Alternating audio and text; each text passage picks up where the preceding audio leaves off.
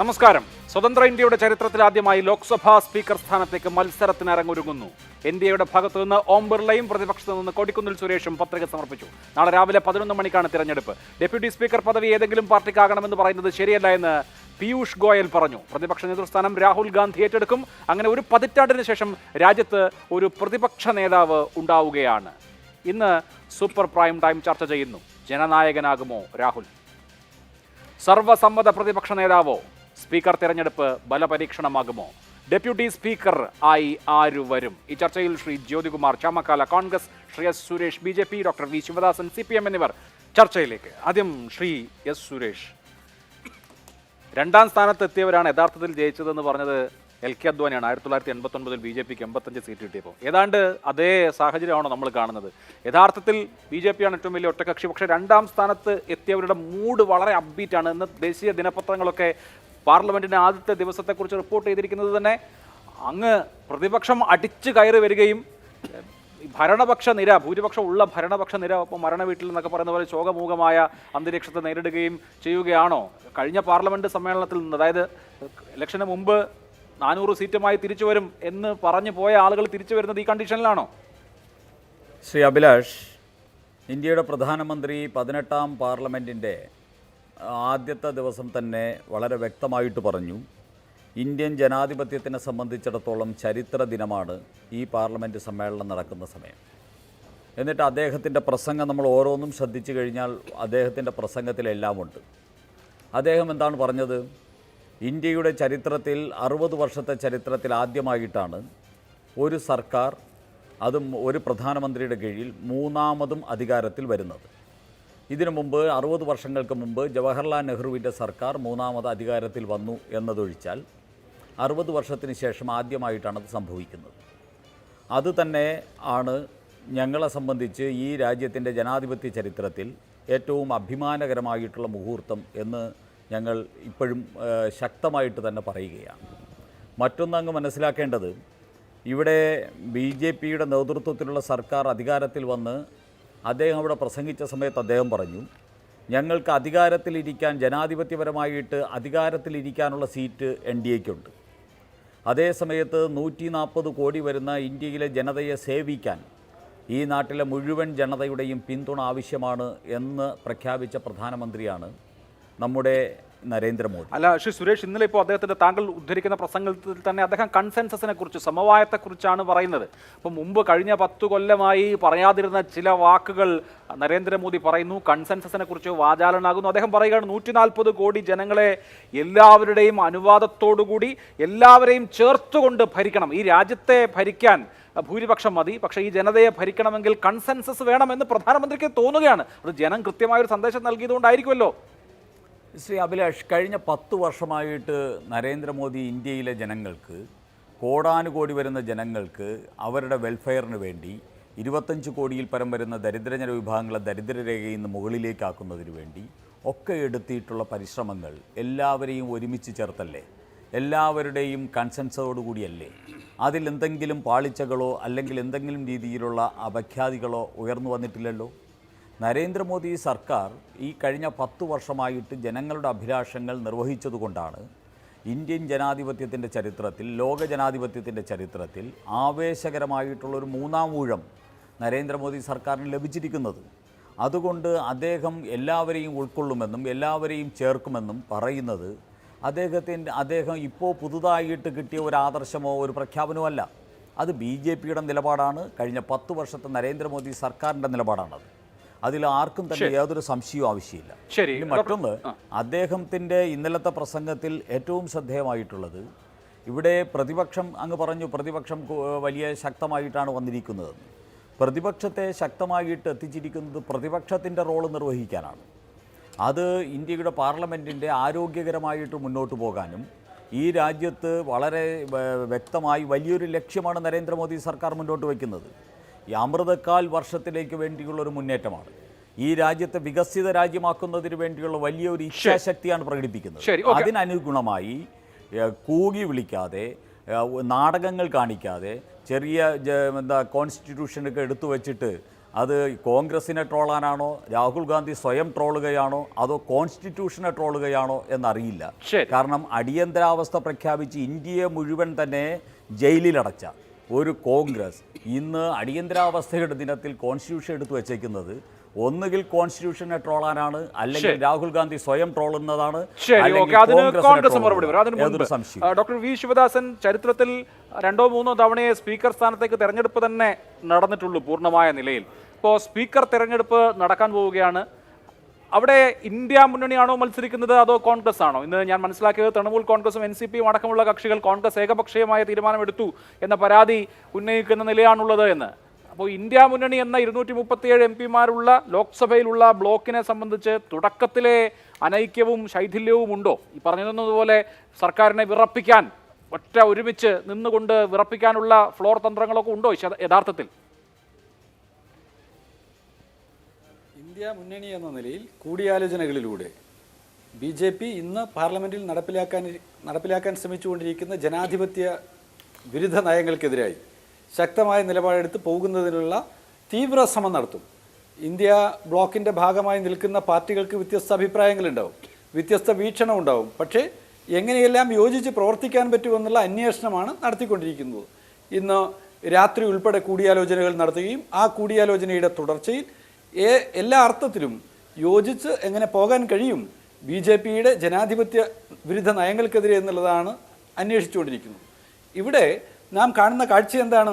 BJP എല്ലാ അർത്ഥത്തിലും പ്രതിപക്ഷത്തെ, ജനാധിപത്യ ശബ്ദത്തെ ഇല്ലാതാക്കുന്നതിന് വേണ്ടി ശ്രമിക്കുകയാണ്. BJP ഭരണം ജനവിരുദ്ധതയുടെ, കൊള്ളയുടെ, അഴിമതിയുടെ ഒരു വലിയ അന്തരീക്ഷമാണ് ഇവിടെ സൃഷ്ടിച്ചിട്ടുള്ളത്. അവരുടെ കൊട്ടിഘോഷിച്ച് നടത്തിയിട്ടുള്ള പരിപാടികളിലേക്ക് തന്നെ എടുക്കാം. എന്തിനേറെ പറയുന്നു, മര്യാദാ പുരുഷോത്തമനായിട്ടുള്ള രാമൻ്റെ നാമധേയത്തിൽ പണിതിട്ടുള്ള ക്ഷേത്രം ചോർച്ചയിലാണ് എന്ന് അവിടുത്തെ മുഖ്യ പുരോഹിതനെ വിളിച്ചു പറയേണ്ടി വന്നിരിക്കുകയാണ്. മഴയിൽ ക്ഷേത്രം ചോർന്നൊലിക്കുന്നു, അതിദയനീയമാണ് ഇവിടെ സ്ഥിതി എന്ന് പറയുകയാണ്. SP ഉൾപ്പെടെയുള്ള പാർട്ടികൾ നേരത്തെ തന്നെ ക്ഷേത്ര നിർമ്മാണത്തിലെ അഴിമതിയെക്കുറിച്ച്, അവിടെ ഭൂമി ചിലർ ഇതിൻ്റെ ട്രസ്റ്റിൻ്റെയൊക്കെ ഭാഗമായി നിന്നുകൊണ്ട് തട്ടിയെടുത്തതിനെക്കുറിച്ചൊക്കെ അവരൊക്കെ പ്രസ്താവനകളിലൂടെ പ്രതികരിച്ചിട്ടുള്ളതാണ്. രാമൻ്റെ പേരിൽ അമ്പലം എടുത്തിട്ട് ആ അമ്പലത്തിൽ നിന്ന് കൊള്ള നടത്തുക എന്ന് പറഞ്ഞാൽ എത്രമാത്രം നീചമായിട്ടുള്ള കാര്യമാണ് നടന്നിട്ടുള്ളതെന്ന് ഒന്ന് ആലോചിച്ച് നോക്കൂ. ഇനി നീറ്റ് പരീക്ഷ നമ്മുടെ മുമ്പിൽ നിൽക്കുകയാണ്. ലക്ഷക്കണക്കായ വിദ്യാർത്ഥികൾ എഴുതിയിട്ടുള്ള പരീക്ഷ, ആ പരീക്ഷകൾ കഴിഞ്ഞ 5 വർഷമായി പരിശോധിച്ചാൽ നാം കാണുന്ന കാഴ്ച എന്താണ്? പരീക്ഷകൾ റദ്ദാക്കേണ്ടി വരുന്നു. നീറ്റ് പരീക്ഷയിൽ ഭാഗമാക്കായിട്ടുള്ള അല്ലെങ്കിൽ NTAയുടെ നാഷണൽ ടെസ്റ്റിംഗ് ഏജൻസിയുടെ ഭാഗമായിട്ടുള്ള വിവിധ പരീക്ഷകളിൽ പങ്കാളികളായിട്ടുള്ള വിദ്യാർത്ഥികളുടെ സ്ഥിതി ഒന്ന് ആലോചിച്ച് നോക്കൂ. UGC നെറ്റ് പരീക്ഷ ക്യാൻസൽ ചെയ്യേണ്ടി വന്നു. ഇങ്ങനെ ദയനീയമായ നിലയിലുള്ള ഒരു പരീക്ഷാ സംവിധാനം, അതുപോലെ തന്നെ ഭരണ സംവിധാനം ഒക്കെ നമ്മുടെ മുമ്പിൽ നിൽക്കുകയാണ്. ഈ സർക്കാരിൻ്റെ ജനാധിപത്യ വിരുദ്ധതക്കെതിരായും ഇത്തരത്തിലുള്ള കൊള്ളരുതാത്ത നയങ്ങൾക്കെതിരായും ഇന്ത്യ രാജ്യത്തിലെ എല്ലാ പാർട്ടികളെയും, എല്ലാ ജനങ്ങളെയും എത്രമേൽ യോജിപ്പിക്കാൻ പറ്റുമെന്നുള്ളതാണ് CPIM എന്ന പാർട്ടി ശ്രമിക്കുന്നു. ശരി, ഓക്കെ, ആവട്ടെ. ശ്രീ ജ്യോതികുമാർ ചാമക്കാല, ഇവിടെ ഇപ്പോൾ കോൺസ്റ്റിറ്റ്യൂഷനെ ട്രോളുകയാണോ കോൺഗ്രസ് എന്ന് ചോദിച്ചു ശ്രീ S. സുരേഷ്. അതിന് മറുപടി പറയാം. ഒപ്പം കൊടിക്കുന്നിൽ സുരേഷിനെ സ്പീക്കർ സ്ഥാനത്തേക്ക് മത്സരിപ്പിക്കുമ്പോൾ അദ്ദേഹം ഇന്ത്യ മുന്നണിയുടെ ആകെ സ്ഥാനാർത്ഥിയായി മാറണമെങ്കിൽ അതിനുവേണ്ട കൺസൾട്ടേഷൻസ് നടത്തണ്ടേ? അത് ഇല്ലാതാവുന്നതൊരു പ്രശ്നമാവുന്നുണ്ടോ? പ്രതിപക്ഷത്തെ സംബന്ധിച്ച് കോർഡിനേഷന്റെ അഭാവമുണ്ടോ? രാഹുൽ ഗാന്ധി പ്രതിപക്ഷ നേതൃത്വത്തിലേക്ക് വരികയാണെങ്കിൽ ഇതൊക്കെ മാറുമോ? ഇവിടെ എന്താണ്, ഇവിടെ ശ്രീ സുരേഷ് അദ്ദേഹം തുടക്കത്തിൽ സൂചിപ്പിച്ചത് പ്രതിപക്ഷത്തിരിക്കാനാണ് ജനങ്ങൾ തിരഞ്ഞെടുത്തതെന്നാണ്. പിന്നെ BJP അധികാരത്തിലെത്തിയോ? BJPക്ക് സ്വന്തമായി ഭൂരിപക്ഷം ഉണ്ടായിരുന്നോ? BJP എങ്ങനെയാണ് ഇപ്പോൾ അധികാരത്തിൽ കയറിയിരിക്കുന്നത് നമുക്കറിയാം. ഇവിടെ NDA എന്ന് പറഞ്ഞാൽ നായിഡു അല്ലെങ്കിൽ ചന്ദ്രബാബു നായിഡുവും അതുപോലെ തന്നെ നിതീഷ് കുമാർ പിന്നെ നൽകുന്ന ഒരു അലയൻസിൻ്റെ പുറത്താണ് ഇപ്പോൾ നിന്ന് പോകുന്നത് എന്ന് നമുക്കറിയാം. അപ്പോൾ അതുകൊണ്ട് ഈ 400 സീറ്റുമായി ഞങ്ങൾ അധികാരത്തിൽ വരും, ഇവിടെ മുഴുവൻ മറിച്ച് കളയും, ഞങ്ങളിവിടെ ഭരണഘടനയെ തന്നെ അട്ടിമറിക്കും, ഞങ്ങൾ ഭരണഘടന തിരുത്തി എഴുതും എന്ന് പ്രഖ്യാപിച്ചത് കോൺഗ്രസ്സുകാരല്ലോ.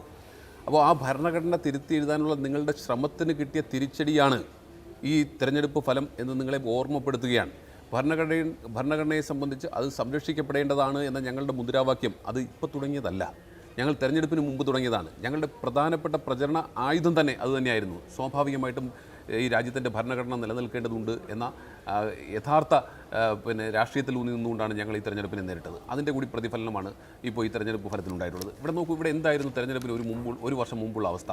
ഈ തെരഞ്ഞെടുപ്പിന് മുമ്പ് ഒരു വർഷം മുമ്പ് നമുക്കറിയാം കോൺഗ്രസിനെ ഇല്ലാതാക്കാനുള്ള ശ്രമം, എല്ലാ രാഷ്ട്രീയമായി ഇത്രയേറെ വേട്ടയാടപ്പെട്ട അല്ലെങ്കിൽ ഒരു ജനാധിപത്യ സർക്കാരിൽ നിന്ന് ഒരിക്കലും പ്രതീക്ഷിക്കാൻ പാടില്ലാത്ത പീഡനമാണ് കഴിഞ്ഞ കുറേ നാളുകളായി 9-10 വർഷമായി ഇന്ത്യൻ നാഷണൽ കോൺഗ്രസും പ്രതിപക്ഷവും നേരിട്ട് വന്നത്. ED ഉപയോഗിക്കുന്നു, ഇൻകം ടാക്സിനെ ഉപയോഗിക്കുന്നു, കസ്റ്റംസിനെ ഉപയോഗിക്കുന്നു. അതുപോലെ തന്നെ ശ്രീ രാഹുൽ ഗാന്ധിയുടെ ലോക്സഭാ അംഗത്വം തന്നെ അസാധുവാക്കുന്നു.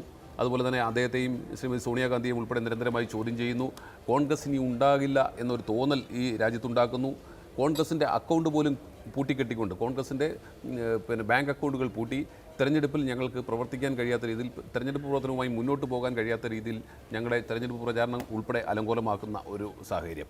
അപ്പോൾ അതിന് തൊട്ടു മുമ്പ് 4 സംസ്ഥാനങ്ങളിൽ നടന്ന തെരഞ്ഞെടുപ്പിൽ 3ലും ഞങ്ങൾ BJP ജയിക്കുകയും അതിലുണ്ടായ ഒരു അഹങ്കാരം കൂടി കോൺഗ്രസ് പരാജയപ്പെടുകയും ചെയ്യുമ്പോഴുള്ള സാഹചര്യം. അപ്പോൾ തെരഞ്ഞെടുപ്പിനെക്കുറിച്ച് ഇനി ഒരു ചർച്ച പോലും വേണ്ട. BJP തുടർച്ചയായി അധികാരത്തിലേക്ക് വരുന്നു എന്ന ഒരു യാഥാർത്ഥ്യം ഒരു പ്രൊപ്പഗണ്ടയുടെ ഭാഗത്തു നിന്നാണ് തിരിച്ചു ഒരു വരവുണ്ടായിരിക്കുന്നത്. അതൊരു യാഥാർത്ഥ്യമായി നമ്മുടെ മുമ്പിലുണ്ട്. അപ്പോൾ എന്താ താൻ കലിയുഗവരതനാണ്, താൻ എന്താ പുതിയ അവതാരമാണ് എന്നൊക്കെ പറഞ്ഞുകൊണ്ട് പ്രധാനമന്ത്രിയും കൂട്ടരും നടത്തിയിട്ടുള്ള പ്രശ്നം, അദ്ദേഹം ചെങ്കോല് വയ്ക്കുന്നു, അതുപോലെ തന്നെ രാംലീല ഉദ്ഘാടനം ചെയ്യുന്നു. എന്തൊക്കെയായിരുന്നു ഇവിടെ? 400 സീറ്റിൽ കുറഞ്ഞൊന്നുമില്ല എന്ന് അദ്ദേഹം മാത്രമല്ല, അദ്ദേഹത്തിനെ സപ്പോർട്ട് ചെയ്യുന്ന BJP സപ്പോർട്ട് ചെയ്യുന്ന മുഴുവൻ മാധ്യമങ്ങളും പിന്തുണച്ചു. ചരിത്രത്തിലാദ്യമായി എല്ലാ എക്സിറ്റ് പോളുകളും പറഞ്ഞു അവർക്ക് വലിയ ഭൂരിപക്ഷം ലഭിക്കാൻ പോകുന്നു എന്ന്. ഇതിനെയൊക്കെ അതിജീവിച്ചുകൊണ്ടാണ് ഞങ്ങൾ ഇത്രയും തിളക്കമാർന്ന വിജയം നേടിയിട്ടുള്ളത് എന്ന കാര്യത്തിൽ ഒരു തർക്കവുമില്ല. അതിൽ ശ്രീ രാഹുൽ ഗാന്ധിയുടെ കോൺട്രിബ്യൂഷൻ വളരെ ചെറുതൊന്നുമല്ല. അദ്ദേഹത്തെ എന്തുമാത്രം ഈ ഇന്ത്യ മുന്നണി എന്ന് പറയുന്നതിനപ്പുറത്തേക്ക് ഇന്ത്യ അലയൻസ് എന്ന് പറയുന്നതിനെ സംബന്ധിച്ചോ, അല്ലെങ്കിൽ രാഹുൽ ഗാന്ധി എന്ന പേര് ഉച്ചരിക്കാൻ പോലും അവർക്ക് പരമപുച്ഛമായിരുന്നല്ലോ. അദ്ദേഹത്തെ പപ്പു എന്ന് വിളിച്ചിരുന്നല്ലോ. ഈ സംസ്ഥാനത്തെ മുഖ്യമന്ത്രി പോലും അദ്ദേഹത്തെ വിളിക്കുന്ന സാഹചര്യം ഉണ്ടായി. അവിടെ നിന്ന് അദ്ദേഹം നടത്തിയിട്ടുള്ള പ്രവർത്തനം ഈ രാജ്യത്തെ പ്രതിപക്ഷ കക്ഷികളെല്ലാം യോജിപ്പിച്ചുകൊണ്ട് ദേശീയ തലത്തിൽ അദ്ദേഹം ചരിത്രത്തിൽ, ഞാൻ വീണ്ടും ആവർത്തിക്കുന്നു, സ്വാതന്ത്ര്യാനന്തര ഇന്ത്യ കണ്ട ഏറ്റവും വലിയ ജനപങ്കാളിത്തത്തോടുകൂടി നടത്തിയിട്ടുള്ള അദ്ദേഹത്തിൻ്റെ ഭാരത് ജോഡോ യാത്ര, 4000-ലധികം കിലോമീറ്ററുകൾ ഒരു ചെറുപ്പക്കാരൻ നടക്കുക എന്ന് പറഞ്ഞാൽ അത് കന്യാകുമാരിയിൽ നിന്ന് കാശ്മീരം വരെ നടക്കുക, അതിനുശേഷം അദ്ദേഹം മറ്റൊരു യാത്ര നടത്തുക. അപ്പോൾ ആ രീതിയിലൊക്കെ അദ്ദേഹത്തിൻ്റെ വ്യക്തിത്വം എന്താണെന്നും അദ്ദേഹം ഇന്ത്യ എന്താണെന്നും ഇന്ത്യയിൽ അദ്ദേഹത്തിനുള്ള സ്ഥാനം എന്താണെന്നും അദ്ദേഹം ബോധ്യപ്പെടുത്തിക്കൊണ്ട് ഇത്തരത്തിൽ വളരെ കൃത്യതയാർന്ന പ്രവർത്തനത്തോട് അങ്ങോട്ട് മുന്നോട്ട് പോവുകയും ആ രീതിയിൽ എഴുതിത്തള്ളിയ കോൺഗ്രസിനിയില്ല, കോൺഗ്രസ് മുക്ത ഭാരതം എന്ന് പറഞ്ഞ സ്ഥലത്ത് നിന്ന് പപ്പു എന്ന് വിളിച്ച് ആക്ഷേപിച്ച രാഹുൽ ഗാന്ധിയിൽ നിന്ന് ഒരു തിരിച്ചുവരവ്, ആ തിരിച്ചുവരവ് തീർച്ചയായിട്ടും മധുരമായ പ്രതികാരം തന്നെയാണ്. അവിടെ നമുക്ക് ഒറ്റ കാര്യം കൂടി ഞാൻ പറഞ്ഞ് അവസാനിപ്പിക്കാം. മുമ്പൊക്കെ NDAക്ക് അധികാരമുണ്ടായിരുന്നപ്പോൾ, അല്ലെങ്കിൽ അധികാരം കിട്ടിയപ്പോൾ വേദിയിൽ ആരൊക്കെയാണ് ഉണ്ടാവുക? പ്രധാനമന്ത്രി മാത്രം. കൂടിപ്പോയാൽ തൻ്റെ സ്വന്തം സഹചാരി അമിത്ഷാ, അതിനപ്പുറത്ത് ഒരാളെ വെക്കുന്നത് കണ്ടിട്ടുണ്ടോ അഭിലാഷേ? ഈ തെരഞ്ഞെടുപ്പിൽ NDAയുടെ യോഗം ചേർന്നപ്പോൾ ആരൊക്കെയായിരുന്നിട്ടുള്ളത്? എല്ലാവരെയും വിളിച്ച് നിരത്തിയിരുത്തേണ്ട സാഹചര്യം ഉണ്ടായില്ലേ? അവിടെ മുതൽ നിങ്ങൾക്ക് തിരിച്ചടി കിട്ടിയെന്ന് നിങ്ങൾ സ്വയം ബോധ്യപ്പെടുത്തുന്ന ചിത്രങ്ങളാണ് അവിടെ നിന്ന് പുറത്തു വന്നിട്ടുള്ളത്. എപ്പോഴെങ്കിലും കഴിഞ്ഞ 10 വർഷത്തിനിടയ്ക്ക് പ്രധാനമന്ത്രിയും അല്ലെങ്കിൽ അതിനപ്പുറത്തേക്ക് അമിത്ഷായ്ക്കും അപ്പുറത്തേക്ക് ഒരാളെ ഇതുപോലെ ഡയസിലിരുത്തി അവരൊരു MP-മാരുടെ യോഗം ചേടിയിട്ടുണ്ടോ? ഇവിടെ ചിരാഗ് പാസ്വാൻ കൂടി ഇരിക്കുന്നു, അപ്പുറത്ത് ചന്ദ്രബാബു നായിഡു ഇരിക്കുന്നു, ഇപ്പുറത്ത് നിതീഷ് കുമാർ ഇരിക്കുന്നു. മുഴുവൻ ഓരോ MP-മാരുള്ളവരെ പോലും വേദിയിലിരുത്തുകയും അവരെ കൊണ്ടെല്ലാം പ്രസംഗിപ്പിക്കുകയും ചെയ്യേണ്ട രീതിയിലേക്ക്, അതാണ് ജനാധിപത്യം. അതിലേക്ക് നിങ്ങളെ എന്താണ് ജനാധിപത്യം എന്ന് നിങ്ങളെ പഠിപ്പിക്കുവാൻ BJPയുടെ നേതാക്കന്മാരെ എന്താണ് ജനാധിപത്യമെന്ന് ചൂണ്ടിക്കാണിച്ചു തരാൻ ഇന്ത്യയിലെ ജനങ്ങൾക്ക് കഴിഞ്ഞിട്ടുണ്ടെങ്കിൽ ആ ജനങ്ങളിലാണ് ഞങ്ങളുടെ വിശ്വാസം. അതിൻ്റെ ബാക്കി പത്രമാണ് ഇപ്പോൾ പ്രതിപക്ഷം എന്ന നിലയിൽ ഞങ്ങൾ മുന്നോട്ട് പോയിക്കൊണ്ടിരിക്കുന്നത് എന്ന കാര്യത്തിൽ തർക്കവും വേണ്ട. ശരി, അവിടെ ശ്രീ S. സുരേഷ്, പപ്പു എന്ന് പരിഹസിക്കപ്പെട്ട ആളാണ് രാഹുൽ ഗാന്ധി. ആ രാഹുൽ ഗാന്ധിയെ ജനനായകൻ, ജഡ്നായക് എന്നാണ് കോൺഗ്രസ് വിശേഷിപ്പിക്കുന്നത്. കോൺഗ്രസിന്റെ സോഷ്യൽ മീഡിയ ഹാൻഡിലുകളെല്ലാം അദ്ദേഹം പ്രതിപക്ഷ നേതാവ് ആയി വരികയാണ്. നോക്കൂ, കഴിഞ്ഞ 10 കൊല്ലം ഔദ്യോഗിക പ്രതിപക്ഷ നേതാവ് ഉണ്ടായിരുന്നില്ല. ലോക്സഭയിൽ കക്ഷി നേതാക്കൾ ഉണ്ടായിരുന്നെങ്കിലും ഔദ്യോഗികമായി പ്രതിപക്ഷ നേതൃസ്ഥാനത്തിന് വേണ്ടത്രയും സീറ്റിന്റെ വിഹിതം കോൺഗ്രസിന് ഉണ്ടാകാതിരുന്നത് കൊണ്ട് കഴിഞ്ഞ 10 കൊല്ലം പ്രതിപക്ഷ നേതാവ് ഉണ്ടായിരുന്നില്ലെങ്കിൽ ഇപ്പോൾ പ്രതിപക്ഷ നേതാവായിട്ട് രാഹുൽ ഗാന്ധി വരികയാണ്. അതൊരു വല്ലാത്ത വരവല്ലേ? രാഹുൽ ഗാന്ധി ലോക്സഭയിൽ പ്രതിപക്ഷ നേതാവായി, സ്വന്തം പാർട്ടിക്ക് 100 MP-മാരുമായി വരുന്നു. ഇന്ത്യ ബ്ലോക്കിനാകെ 237 MP-മാരുണ്ട്. ഇനി അങ്ങോട്ട് വരാൻ പോകുന്ന ദിവസങ്ങളുടെ സൂചന നമുക്ക് ഇന്ന് തന്നെ കാണാം, അല്ലെങ്കിൽ ഇന്നലെ തന്നെ കാണാം. അത്രയും ആ നിലയ്ക്കുള്ള ഒരു വീര്യമാണ് ഇപ്പോൾ പ്രതിപക്ഷം പ്രദർശിപ്പിച്ചുകൊണ്ടിരിക്കുന്നത്. ശ്രീ അഭിലാഷ്, യഥാർത്ഥത്തിൽ പ്രതിപക്ഷ നേതാവാക്കേണ്ടത് 8 പ്രാവശ്യം കേരളത്തിൽ നിന്ന് MP ആയ ഒരു പട്ടികജാതിക്കാരനായിട്ടുള്ള ശ്രീ കൊടിക്കുന്നിൽ സുരേഷിനെയാണ്. കാരണം ശ്രീ കൊടിക്കുന്നിൽ സുരേഷിന് 2 ദിവസത്തേക്ക് ഇരിക്കാനുള്ള ആ സ്പീക്കർ സ്ഥാനത്തിന് വേണ്ടി ജാതി പറഞ്ഞും ഒക്കെ ഇവിടെ അനാവശ്യമായിട്ടുള്ള ചർച്ചകൾക്ക് നേതൃത്വം കൊടുക്കുന്ന കോൺഗ്രസ് എന്തുകൊണ്ട് പട്ടികജാതിക്കാരനായിട്ട് 8 പ്രാവശ്യം ജയിച്ചു വന്ന കൊടിക്കുന്നിൽ സുരേഷിനെ ഇന്ത്യയുടെ പ്രതിപക്ഷ നേതാവാക്കുന്നില്ല? അദ്ദേഹത്തിനെ തോൽക്കാൻ വേണ്ടിയുള്ള സ്പീക്കർ സ്ഥാനത്തേക്ക് മത്സരിപ്പിക്കുകയാണോ ഒരു പട്ടികജാതിക്കാരനോട് കാണിക്കേണ്ടത്? അതുകൊണ്ട് കോൺഗ്രസ് ആദ്യം രാഹുൽ ഗാന്ധിയെയാണോ പ്രതിപക്ഷ നേതാവാക്കേണ്ടത്, അതോ പട്ടികജാതിക്കാരനായിട്ടുള്ള കൊടിക്കുന്നിൽ സുരേഷിനെയാണോ ആക്കേണ്ടത് എന്നതിനെ സംബന്ധിച്ച് ഈ രാജ്യത്തിലെ ജനതയോട് ഒന്ന് ബോധ്യപ്പെടുത്തേണ്ടതുണ്ട്. ഇനി രാഹുൽ ഗാന്ധിയുടെ നേതൃത്വ പാടവത്തെ സംബന്ധിച്ചൊക്കെ പറയുന്നു. ശ്രീ ജ്യോതികുമാർ ചാമക്കാലയ്ക്ക് അതൊക്കെ പറയാനുള്ള സ്വാതന്ത്ര്യമുണ്ട്. കാരണം അദ്ദേഹത്തിൻ്റെ പാർട്ടിയുടെ നേതാവിനെ കുറിച്ച് അദ്ദേഹത്തിന് അങ്ങനെ പറയാൻ പറ്റൂ, അദ്ദേഹം അത് തന്നെയാണ് പറയേണ്ടത്. പക്ഷേ നമ്മൾക്ക് ഒന്ന് മനസ്സിലാക്കേണ്ടത്, ഇന്ത്യൻ ജനാധിപത്യത്തിൽ പാർലമെൻറ്റ് എന്ന് പറയുന്നത് അതിനിർണായകമായിട്ടുള്ളതാണ്. പാർലമെൻറ്റിൽ ഈ രാഹുൽ ഗാന്ധി ഇത്രയും കാലം ഇരുന്നിട്ട് അദ്ദേഹത്തിൻ്റെ പാർലമെൻറ്റിലെ പെർഫോമൻസാണ് ഒരു നേതാവ് എന്ന നിലയിൽ, ഒരു പാർലമെൻറ്റേറിയൻ എന്ന നിലയിൽ, ഒരു പ്രതിപക്ഷ നേതാവാകാൻ പോകുന്ന വ്യക്തി എന്ന നിലയിൽ രാഹുൽ ഗാന്ധിയെ കൗണ്ട് ചെയ്യേണ്ടത്.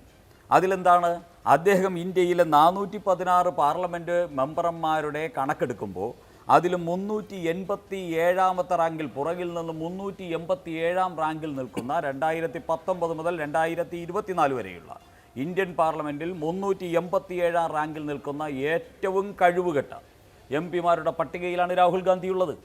അത് ക്വസ്റ്റ്യൻ ചോദിച്ചതാണെങ്കിലും, പ്രൈവറ്റ് ബില്ല് കൊണ്ടുവന്നതാണെങ്കിലും, ഡിബേറ്റിൽ പങ്കെടുത്തതാണെങ്കിലും, അറ്റൻഡൻസ് ആണെങ്കിലും ഇതെല്ലാം കൂടി വെച്ച് കണക്കാക്കുന്ന ഒരു കണക്കാണ്. ഈ കണക്കിൽ ഏറ്റവും കഴിവുകെട്ട MP ആയി നിൽക്കുന്ന ശ്രീ രാഹുൽ ഗാന്ധി അദ്ദേഹം പ്രതിപക്ഷ നേതാവായിട്ട് ശോഭിക്കട്ടെ. അതിനുള്ള അവസരമാണ് ഇത്തരത്തിലുള്ള പദവികളിൽ ആളുകളെ തീരുമാനിക്കുന്നത് ഇങ്ങനെയാണ്. ഇപ്പോൾ നരേന്ദ്രമോദിയെ ഗുജറാത്ത് മുഖ്യമന്ത്രിയായി തീരുമാനിച്ചത് അദ്ദേഹം MLA എന്ന നിലയിൽ 100% അറ്റൻഡൻസും ഏറ്റവും കൂടുതൽ ചോദ്യം ചോദിച്ച റെക്കോർഡും ഒക്കെ ഉണ്ടായ ആളാണ് എന്നുള്ള മട്ടിലാണോ? അല്ലല്ലോ. അങ്ങനെയാണോ നേതാവിനെ തീരുമാനിക്കുക? ഞാൻ ഒരു ക്രൈറ്റീരിയ, ഇന്ത്യയുടെ പ്രതിപക്ഷ നേതാവായിട്ട് ഇത് അദ്ദേഹമായിട്ടല്ലല്ലോ അദ്ദേഹം MP ആവുന്നത്. ഇന്ത്യയുടെ നരേന്ദ്രമോദി MP ആയിട്ട് ഇന്ത്യയുടെ പ്രധാനമന്ത്രി MP-യുമാകുന്ന ആദ്യവട്ടമാണ്. MP ആകുന്ന സമയത്ത് തന്നെയാണ് പ്രധാനമന്ത്രി ആകുന്നത്. അതുപോലെ തന്നെ അദ്ദേഹം അസംബ്ലിയിൽ MLA ആകുന്നു, മുഖ്യമന്ത്രിയാകുന്നു. ഞാൻ പറയുന്നത് പെർഫോം ചെയ്തതിനെ സംബന്ധിച്ചുള്ള കണക്കിനെ കുറിച്ചാണ് ഞാൻ പറയുന്നത്. നരേന്ദ്ര അല്ലല്ലോ, അതെങ്ങനെയാകും? രാഹുൽ ഗാന്ധി കഴിഞ്ഞ 5 വർഷം വയനാട് MP ആയിരുന്നില്ലേ? അതുകൊണ്ട് വയനാട് MP അല്ലല്ല ശ്രീ അഭിലാഷ്, അങ്ങനെ നമുക്ക് തർക്കിച്ചു പോകാൻ പറ്റുമോ? വയനാടിന് വേണ്ടി രാഹുൽ ഗാന്ധി എത്ര ക്വസ്റ്റ്യൻ ഇന്ത്യൻ പാർലമെന്റ് 5 വർഷത്തിനുള്ളിൽ ചോദിച്ചിട്ടുണ്ട്? പറയൂ. അമിത് ഷാ ഗാന്ധിനഗറിന് വേണ്ടി എത്ര ക്വസ്റ്റ്യൻ ചോദിച്ചിട്ടുണ്ട് പാർലമെന്റിൽ? കേൾക്കട്ടെ. അല്ല, അതിനെക്കുറിച്ച് കണക്ക് ഞാൻ ഇപ്പൊ ഇതിന് ശേഷം പറയാം. പക്ഷേ ഞാൻ ചോദിക്കുന്നു, ഒരൊറ്റ ക്വസ്റ്റ്യൻ പോലും വയനാടിനെ കുറിച്ച് ചോദിക്കാൻ കഴിയാത്ത 5 വർഷമായിട്ട് വയനാടിനെ പ്രതികരിച്ച ഒരു MP ആണ് രാഹുൽ ഗാന്ധി. അപ്പോൾ അങ്ങനെ സ്വന്തം നാടിനെ സംബന്ധിച്ച് പാർലമെൻറ്റിൽ സംസാരിക്കാൻ കഴിയാത്ത, ഇന്ത്യയിൽ ഉയർന്നു വരുന്ന ജനകീയ വിഷയങ്ങളെ ഡിബേറ്റ് അനുവദിക്കുന്നില്ല, കോൺസ്റ്റിറ്റ്യൂഷനെ ചോദ്യം ചെയ്യുന്നു, പാർലമെൻറ്റ് എന്ന് പറയുന്നത് നരേന്ദ്രമോദിയുടെ ഏകാധിപത്യമാണ് എന്നൊക്കെ പറഞ്ഞ് പത്രസമ്മേളനം നടത്തുന്ന രാഹുൽ ഗാന്ധി എത്ര ഡിബേറ്റിൽ ഇന്ത്യൻ പാർലമെൻറ്റിൽ പങ്കെടുത്തിട്ടുണ്ട്? അവിടെ 39% അദ്ദേഹത്തിൻ്റെ പെർഫോമൻസ് ഇന്ത്യൻ പാർലമെൻറ്റിൽ. അപ്പോൾ ഈ രീതിയിൽ ഗതികെട്ട ഒരു സാഹചര്യമാണ് ഇന്നലെ വരെ രാഹുൽ ഗാന്ധി ഒരു പാർലമെന്റേറിയൻ എന്ന നിലയിൽ ഇന്ത്യയിൽ ഉണ്ടായിരുന്നതെങ്കിൽ അദ്ദേഹത്തിന് ഈ കൊടിക്കുന്നിൽ സുരേഷിന് കൊടുക്കാൻ അർഹതപ്പെട്ട ഒരു പട്ടികജാതിക്കാരന് കോൺഗ്രസ് നിർബന്ധമായി കൊടുക്കാൻ അർഹതപ്പെട്ട ഒരു പ്രതിപക്ഷ നേതൃസ്ഥാനം അദ്ദേഹത്തിന് കൊടുത്താൽ അദ്ദേഹത്തിൻ്റെ ഇന്നലെ വരെയുള്ള ആ കഴിവുകേടിൽ നിന്ന് മുക്തനാകട്ടെ, കഴിവുള്ള ഒരു പ്രതിപക്ഷ നേതാവാകട്ടെ എന്ന ആശംസ തന്നെയായിരിക്കും ഇന്നലെ നരേന്ദ്രമോദി നൽകിയിട്ടുള്ളത്. ഒന്നുകൂടി പറയാൻ ആഗ്രഹിക്കുന്നു, ഇനി പ്രതിപക്ഷ നേതാവാണ്, ക്യാബിനറ്റ് റാങ്കുള്ള ഒരു ആളാണ്. ഇനി ആരോടും പറയാതെ, ആരോടും ചോദിക്കാതെ, സെക്യൂരിറ്റിക്കാരെയൊക്കെ പറഞ്ഞു വിട്ടിട്ട് നാടുവിടാൻ പറ്റില്ല, ഒളിച്ച് ജീവിക്കാൻ പറ്റില്ല, വിദേശയാത്ര നടത്താൻ പറ്റില്ല, ഇവിടെ തന്നെ ഒളിച്ച് നിൽക്കാൻ പറ്റില്ല. അപ്പോൾ ആ ഉത്തരവാദിത്വവും കൂടി അദ്ദേഹം നിർവഹിക്കണം. അങ്ങനെയൊക്കെ റെസ്പോൺസിബിളായിട്ടുള്ളൊരു പൗരൻ, റെസ്പോൺസിബിളായിട്ടുള്ളൊരു പ്രതിപക്ഷ നേതാവ് എന്ന നിലയിലേക്കും അദ്ദേഹത്തിന് വളരാൻ സാധിക്കട്ടെ എന്ന് ഞാൻ ആശംസിക്കുന്നു. ശരി, ഈ ആശംസ എടുക്കുന്നുണ്ടോ ശ്രീ ജ്യോതികുമാർ ചാമക്കാല? ഇവിടെ ഇപ്പോഴും, അതായത് തെരഞ്ഞെടുപ്പിൽ ഇത്രയേറെ തിരിച്ചടി കിട്ടിയിട്ടും അഹങ്കാരത്തിനും ജാടയ്ക്കും ധിക്കാരത്തിനും ധാർഷ്ട്യത്തിനും ഒരു കുറവില്ല എന്നാണ് BJP-യുടെ പ്രതിനിധി ഇവിടെ സൂചിപ്പിക്കുന്നത്. ഞാനിത് പറയാൻ കാരണം അദ്ദേഹം പറയുന്നത് കൊടിക്കുന്നിൽ സുരേഷാണ് ഏറ്റവും കൂടുതൽ തവണ ജയിച്ചത്, അതുകൊണ്ട് അദ്ദേഹം പ്രതിപക്ഷ നേതാവാകട്ടെ എന്നാണ്. ഇവിടെ പ്രോട്ടേം സ്പീക്കറെ തീരുമാനിച്ചത് ഏറ്റവും കൂടുതൽ തവണ ജയിച്ചയാളെന്ന നിലയിലാണല്ലോ ഭർത്തൃഹരി മഹ്താബിനെ, പിന്നെ നിങ്ങൾ BJP യുടെ പ്രതിനിധിയായിട്ടുള്ള ഭർത്തൃമതി മഹ്താബിനെ പ്രോട്ടേം സ്പീക്കറാക്കിയത്? എങ്കിൽ പിന്നെ നിങ്ങൾക്ക് എന്തുകൊണ്ട് അദ്ദേഹത്തെ പ്രൈം മിനിസ്റ്റർ ആയിക്കൂടായിരുന്നു? നിങ്ങൾ ഇത് പറയുമ്പോൾ ഏറ്റവും കൂടുതൽ തവണ ജയിച്ചതാണ് മാനദണ്ഡമെങ്കിൽ നിങ്ങളുടെ കൂട്ടത്തിൽ ഏറ്റവും തവണ കൂടുതൽ ജയിച്ചു വന്നിട്ടുള്ള ആളിനെ പ്രധാനമന്ത്രിയാക്കിയിട്ട് വന്നേ, അപ്പോൾ ഞങ്ങൾ ആലോചിക്കാം. മനസ്സിലായില്ലേ? അപ്പോൾ ഒന്നുമില്ലാതെ വരുമ്പോൾ എന്തെങ്കിലുമൊക്കെ പറഞ്ഞ് രക്ഷപ്പെടാമെന്ന് കരുതി കളയരുത് സുരേഷ്. മറ്റൊന്ന്, നീ താങ്കൾ പറയുന്നു പിന്നെ രാഹുൽ ഗാന്ധി പാർലമെൻറ്റിലെ പെർഫോമൻസിനെ സംബന്ധിച്ച്, രാഹുൽ ഗാന്ധിയുടെ പാർലമെൻറ്റിലെ പെർഫോമൻസിനെ സംബന്ധിച്ച് താങ്കൾ ചോദിക്കുമ്പോൾ പ്രധാനമന്ത്രി പാർലമെൻറ്റിൽ വന്ന് പാർലമെൻറ്റിനെ അഭിസംബോധന ചെയ്യണമെന്ന് പറഞ്ഞുകൊണ്ട് പ്രതിപക്ഷത്തിന് സമരം നടത്തേണ്ടി വന്നത് ഒരുപക്ഷെ രാജ്യത്തിൻ്റെ ചരിത്രത്തിൽ ആദ്യമായിട്ടാണ്. നമ്മുടെ പ്രധാനമന്ത്രി പാർലമെൻറ്റ് കൂടിയപ്പോൾ എത്ര ദിവസം പാർലമെൻറ്റിൽ പ്രസൻറ്റ് ഉണ്ടായിരുന്നു? അദ്ദേഹത്തിൻ്റെ പ്രസൻസ് എത്ര ദിവസം ഉണ്ടായിരുന്നു എന്ന് താങ്കൾക്കൊന്ന് വേണ്ടി പറയാമോ? അപ്പോൾ ഈ പിന്നെ RSSൻ്റെ വാട്സാപ്പ് യൂണിവേഴ്സിറ്റി കിട്ടുന്നതല്ല, ഔദ്യോഗികമായ കണക്ക് നിങ്ങൾക്ക് പ്രസിദ്ധപ്പെടുത്താമോ? പാർലമെൻറ്റ് നടക്കുമ്പോൾ ആ പാർലമെൻറ്റിൽ ഹാജരാകാത്ത പ്രധാനമന്ത്രി അപ്രതീക്ഷിതമായി അല്ലെങ്കിൽ അത്യാവശ്യ കാര്യങ്ങൾ മാറി നിൽക്കാറുണ്ട്. എന്നാൽ ഈ പ്രധാനമന്ത്രിക്ക് ജനാധിപത്യത്തിൽ വിശ്വാസമില്ലാത്തതുകൊണ്ട് അദ്ദേഹം ബഹുഭൂരിപക്ഷം ദിവസങ്ങളിലും പാർലമെൻറ്റിൽ നിന്ന് വിട്ടുനിന്ന ചരിത്രമാണ് ഞാൻ ഉള്ളത്. എന്നെ താങ്കൾക്ക് നിഷേധിക്കാൻ കഴിയുമോ? ഞാൻ വസ്തുതകളുടെ അടിസ്ഥാനത്തിലാണ് സംസാരിക്കുന്നത്. താങ്കൾ ചോദിക്കുന്നു ശ്രീ രാഹുൽ ഗാന്ധിയുടെ പെർഫോമൻസിനെ കുറിച്ച്. ഞാനൊന്ന് ചോദിക്കട്ടെ, രാഹുൽ ഗാന്ധി ഇത്തവണയും ജയിച്ചത് റായ്ബറേലിയിൽ, നിങ്ങൾ പറഞ്ഞല്ലോ അദ്ദേഹത്തിന് ഹിന്ദി ഹൃദയഭൂവിൽ എവിടെയെങ്കിലും ജയിക്കാൻ കഴിയുമെന്ന്. റായ്ബറേലിയിൽ ജയിച്ചത് 4 ലക്ഷത്തിലധികം വോട്ടിനാ. പക്ഷേ നിങ്ങളുടെ പ്രധാനമന്ത്രി, നമ്മുടെ പ്രധാനമന്ത്രി, കഴിഞ്ഞ 10 വർഷവും പ്രധാനമന്ത്രിയായിരുന്ന ആൾ, ഓക്കെ NDAയുടെ ഭൂരിപക്ഷം കുറഞ്ഞു, അത് മൊത്തത്തിലുള്ള കഴിവുകേടായിരിക്കാം. പക്ഷേ പ്രധാനമന്ത്രിയായിരുന്ന ആൾ തട്ടിമുട്ടി, ഏതാ നമ്മൾ പറയുമല്ലോ ഓടിച്ചെന്ന് കട്ടളപ്പടിയിൽ ഇടിച്ച് നെഞ്ചാമൂടി ഇടിച്ചങ്ങ് അകത്ത് വീഴുമെന്ന്, അതുപോലെ 1.5 ലക്ഷം വോട്ടിന് ജയിക്കേണ്ട സാഹചര്യം. സ്മൃതി ഇറാനി വെല്ലുവിളിക്കുകയായിരുന്നു, ഏതാ ഗോതയിൽ ഇറങ്ങി വെല്ലുവിളിക്കും പോലെ, എവിടെ എൻ്റെ എതിരാളി, ആരുണ്ട് കാണട്ടെ, എന്നെ തോൽപ്പിക്കാൻ ആരുണ്ട്? എന്നിട്ട് എന്താ പറഞ്ഞത്? അവിടെ ഒരു സ്ഥാനാർത്ഥിയെ കൊടുത്തപ്പോൾ കുശിനിക്കാരനാണെന്ന് പറഞ്ഞു, PA ആണെന്ന് പറഞ്ഞു, അല്ലേ? എന്നിട്ട് എന്തായി? എവിടെ ഇപ്പോൾ സ്മൃതി ഇറാനി? നിങ്ങൾ ഘോരഘോരം പറഞ്ഞല്ലോ അയോധ്യയെക്കുറിച്ച്. ആ അയോധ്യ നിൽക്കുന്ന സ്ഥലത്ത്, ആ അയോധ്യ ക്ഷേത്രം നിൽക്കുന്ന സ്ഥലത്തെ പാർലമെൻറ്റിലെ അംഗം ഇന്ത്യ മുന്നണിയിലാണ്, താങ്കൾക്കറിയാമോ? അപ്പോൾ പെർഫോമൻസിനെ സംബന്ധിച്ച് താങ്കൾ സംസാരിക്കുമ്പോൾ ആ പെർഫോമൻസ് ശരിയായതുകൊണ്ടാണ് രാഹുൽ ഗാന്ധി 2 കോൺസ്റ്റിറ്റ്യുവൻസിയിൽ ജയിക്കുകയും 4 ലക്ഷത്തിലധികം ഭൂരിപക്ഷം ലഭിക്കുകയും പ്രധാനമന്ത്രിക്ക് 1.5 ലക്ഷത്തിലേക്ക് തട്ടിമുട്ടി ഭൂരിപക്ഷം പുറകോട്ട് പോവുകയും ചെയ്തത്. പിന്നെ പാർലമെൻറ്റിൽ വരണം, അദ്ദേഹം ഇടപെടണം. ഞാനിതല്ല പറഞ്ഞല്ലോ, രാഹുൽ ഗാന്ധിയെ നിങ്ങൾ ഇപ്പോഴും ഭയപ്പെടുന്നു, എല്ലാ അർത്ഥത്തിലും നിങ്ങൾ ഭയപ്പെടുന്നു എന്നതിൻ്റെ ഏറ്റവും അവസാനത്തെ ഉദാഹരണമാണ് താങ്കളുടെ ഇത്തരത്തിലുള്ള സബ്സ്റ്റാൻഡേർഡ് ആയിട്ടുള്ള പല കമൻസും. അതെ, നിലവാരമില്ലാത്ത കമന്റ്സ് പാർലമെന്റിൽ. താങ്കൾ നിർത്തു. പാർലമെന്റിലെ ഞാൻ താങ്കളോട് ചോദിച്ചത് എത്ര ദിവസം നിങ്ങളുടെ പ്രധാനമന്ത്രി പാർലമെന്റിൽ ഉണ്ടായിരുന്നു? രേഖ പറയൂ. താങ്കൾ പറയുന്നേ, ഞാൻ താങ്കൾ ചോദിച്ചല്ലോ അദ്ദേഹത്തിന്റെ പെർഫോമൻസിനെ കുറിച്ച്. അല്ലല്ല, നേരത്തെ താങ്കൾ സംസാരിച്ചെല്ലാം കേട്ടോണ്ടിരുന്ന ആളല്ലേ സഖാവേ, കേക്കങ്ങോട്ട്. അപ്പോ ഇത്തരത്തിൽ ആ തെരഞ്ഞെടുപ്പ്, അത്തരത്തിലുള്ള ഓരോ വ്യക്തികളുടെയും വ്യക്തിപരമായ അവരെ വിലയിരുത്തുന്ന തെരഞ്ഞെടുപ്പായിരുന്നു ഈ തെരഞ്ഞെടുപ്പ്. എല്ലാ തെരഞ്ഞെടുപ്പുകളും അങ്ങനെയാണ്, അവരുടെ വ്യക്തിത്വം കൂടി നോക്കുന്ന തെരഞ്ഞെടുപ്പാണ്. ആ തെരഞ്ഞെടുപ്പിൽ എന്തുകൊണ്ട് സ്മൃതി ഇറാനി പരാജയപ്പെട്ടു? എന്തുകൊണ്ട് മോദി ഇത്രയേറെ കുറഞ്ഞ ഭൂരിപക്ഷത്തിൽ ഇന്ത്യയുടെ പ്രധാനമന്ത്രി തെരഞ്ഞെടുക്കപ്പെട്ടു? എന്തുകൊണ്ട് രാഹുൽ ഗാന്ധിക്ക് ഇത്രയും വലിയ ഭൂരിപക്ഷം കിട്ടി? എന്തുകൊണ്ട് അദ്ദേഹം വടക്കേ ഇന്ത്യയിൽ നിന്ന് മത്സരിക്കുന്നില്ല എന്ന ചോദ്യത്തിന് അദ്ദേഹം ഉത്തരം നൽകിയിട്ടും നിങ്ങൾ എന്തേ മിണ്ടുന്നില്ല? ഇപ്പോൾ പറയുന്നെന്താ? ഇപ്പോൾ അടുത്ത ചോദ്യമായിട്ട് വന്നിരിക്കുന്നത് എന്തിന് പ്രിയങ്ക ഗാന്ധി വയനാട്ടിലേക്ക് പോകണം? അപ്പോൾ നിങ്ങൾക്ക് ഇങ്ങനെ ചോദിക്കാനാണെങ്കിൽ ചോദ്യം ചോദിച്ചുകൊണ്ടേയിരിക്കാം, പക്ഷേ ഉത്തരം ഇന്ത്യയിലെ ജനങ്ങൾ നൽകുന്നുണ്ട്. ആ ഉത്തരം ജനാധിപത്യപരമായി നൽകുമ്പോൾ അത് ഉൾക്കൊള്ളാനുള്ള ഒരു ധാർമ്മികമായ ഉത്തരവാദിത്വം നിങ്ങൾക്ക് കൂടിയുണ്ട്. ഒരു കാര്യം കൂടി ഞാൻ പറഞ്ഞോട്ടെ. ഇപ്പോൾ എന്താ പ്രധാനമന്ത്രി പറയുന്നത്? കൺസെൻസസ് ഉണ്ടാകണം, പരസ്പര ധാരണയിൽ പോകണം, ഇന്ത്യയുടെ പുരോഗതിക്ക് ആവശ്യമാണ്. കഴിഞ്ഞ 10 വർഷവും അദ്ദേഹത്തിന് തോന്നിയില്ല. കഴിഞ്ഞ 10 വർഷവും അദ്ദേഹത്തിൻ്റെ കയ്യിൽ അധികാരമുണ്ട് എന്നതുകൊണ്ട് എന്തും കാട്ടിക്കൂട്ടാം, ആരെയും ഇല്ലായ്മ ചെയ്യാം, ഏത് ഭരണഘടനാ സ്ഥാപനങ്ങളെ തകർക്കാം എന്നായിരുന്നല്ലോ അദ്ദേഹത്തിൻ്റെ നിലപാട്. ഇപ്പോഴോ കൺസെൻസസ് വേണം, ശരി ഞങ്ങൾ തയ്യാറാ. കൺസെൻസസ് വേണമെന്ന് പറഞ്ഞപ്പോൾ എന്താ ആദ്യം നടക്കാൻ പോകുന്നത്? എന്താണ്? സ്പീക്കർ തെരഞ്ഞെടുപ്പാണ്. സ്പീക്കർ തെരഞ്ഞെടുപ്പിൽ ചരിത്രത്തിൽ ആദ്യമായി തെരഞ്ഞെടുപ്പ് നടക്കുന്നു. ആ തെരഞ്ഞെടുപ്പിലേക്ക് പോകാനിടയായ സാഹചര്യം എന്താണ്? കഴിഞ്ഞ നോക്കൂ, ശ്രീ മൻമോഹൻ സിംഗിൻ്റെ കാലയളവിലായാലും ശ്രീ AB വാജ്പേയിയുടെ കാലയളവിലായാലും ശ്രീ നരസിംഹറാവുവിൻ്റെ കാലയളവിലായാലും ഒക്കെ ഇവിടെ ഡെപ്യൂട്ടി സ്പീക്കർ സ്ഥാനം പ്രതിപക്ഷത്തിനാണ്. ഞങ്ങൾ യോജിക്കാൻ തയ്യാറാണെന്ന് ഞങ്ങൾ പറഞ്ഞു, ഞങ്ങൾ തെരഞ്ഞെടുപ്പിൽ നിന്ന് വിട്ടു നിൽക്കാൻ തയ്യാറാണെന്ന് പറഞ്ഞു. പക്ഷേ ഒറ്റ കാര്യം, ജനാധിപത്യപരമായി കീഴ്വഴക്കത്തിൻ്റെ അടിസ്ഥാനത്തിൽ മുൻകാലങ്ങളിൽ ഉള്ളതുപോലെ ഡെപ്യൂട്ടി സ്പീക്കർ സ്ഥാനം പ്രതിപക്ഷത്തിന് നൽകാൻ തയ്യാറുണ്ടോ? ആ ചോദ്യത്തിന് മുന്നിൽ എന്താ മറുപടി? എന്താ അവർ പറഞ്ഞ കൃത്യമായ മറുപടി? ഞാൻ വെർബാറ്റം വായിക്കാമെന്ന്. Supporters no for speaker. And we will discuss deputy speaker later. എന്താ അതിൻ്റെ അർത്ഥം? ഇതാണോ കൺസെൻസസ്? ഇതാണോ വിട്ടുവീഴ്ച? ഇതാണോ ഒത്തൊരുമിച്ചുള്ള യാത്ര? അപ്പോൾ നിങ്ങളെ സംബന്ധിച്ച് നിങ്ങൾ ഈ തെരഞ്ഞെടുപ്പിൽ നിന്നൊന്നും പാഠം ഉൾക്കൊള്ളുന്നില്ല, നിങ്ങൾ ഉൾക്കൊള്ളാൻ ആഗ്രഹിക്കുന്നുമില്ല. അത് നിങ്ങൾക്ക് കൂടുതൽ കൂടുതൽ നല്ലതാണ്, നിങ്ങൾ അത് അങ്ങനെ തന്നെ പോകുന്നതാണ് ഞങ്ങൾക്ക് എല്ലാ അർത്ഥത്തിലും നല്ലത് എന്ന് മാത്രമേ എനിക്ക് തൽക്കാലം സൂചിപ്പിക്കാനുള്ളൂ. ശരി, ഡോക്ടർ വി ശിവദാസൻ, ഇപ്പോൾ സ്പീക്കർ തെരഞ്ഞെടുപ്പ്, ഒരു പക്ഷേ ഡെപ്യൂട്ടി സ്പീക്കർ തെരഞ്ഞെടുപ്പ് ഒക്കെ ഉണ്ടാകും. ഇവിടെ ഇപ്പോൾ രാഹുൽ ഗാന്ധി പ്രതിപക്ഷ നേതൃസ്ഥാനത്തേക്ക് വരുന്നത് ഗുണകരമാകുമോ? നോക്കൂ, കഴിഞ്ഞ തെരഞ്ഞെടുപ്പ് ആകുമ്പോൾ ഒരു പ്രധാനപ്പെട്ട ചോദ്യം വരുന്നത് ആരാണ് ഇന്ത്യ സഖ്യത്തിൻ്റെ നേതാവ്? എല്ലാവരും നേതാക്കളല്ലേ? മമതാ ബാനർജി ഉണ്ട്, അതുപോലെ തന്നെ മറ്റ് അഖിലേഷ് യാദവ് ഉണ്ട്, തേജസ്വി യാദവ് ഉണ്ട്, എല്ലാവരും നേതാക്കൾ. അതല്ലാതെ ഒരു ഒറ്റ നേതാവിനെ പ്രൊജക്ട് ചെയ്യാൻ കഴിഞ്ഞിരുന്നില്ല എന്ന് മാത്രമല്ല, ഇന്ത്യ മുന്നണിയുടെ യോഗത്തിൽ തന്നെ ഒരു ഫേസ് വേണോ എന്നുള്ള കാര്യത്തിലൊക്കെ അഭിപ്രായ വ്യത്യാസങ്ങൾ ഒക്കെ ഉണ്ടായിരുന്നു. പക്ഷെ തെരഞ്ഞെടുപ്പ് കഴിയുമ്പോൾ അതെല്ലാം മാറി ഏക നേതാവ് രാഹുൽ ഗാന്ധി എന്നുള്ള നിലയിലേക്ക്. രാഹുൽ ഗാന്ധിക്ക് പിന്നിൽ അണിനിരക്കുമോ ഇന്ത്യ ബ്ലോക്ക് ആകെ? അഭിലാഷ്, ഒന്ന്, ചാനൽ ചർച്ചയിൽ വളരെ സഭ്യമായും മാന്യമായും ചർച്ച നയിക്കുന്ന ഒരാളാണ് അഭിലാഷ് എന്ന കാര്യത്തിൽ എനിക്ക് സംശയമില്ല.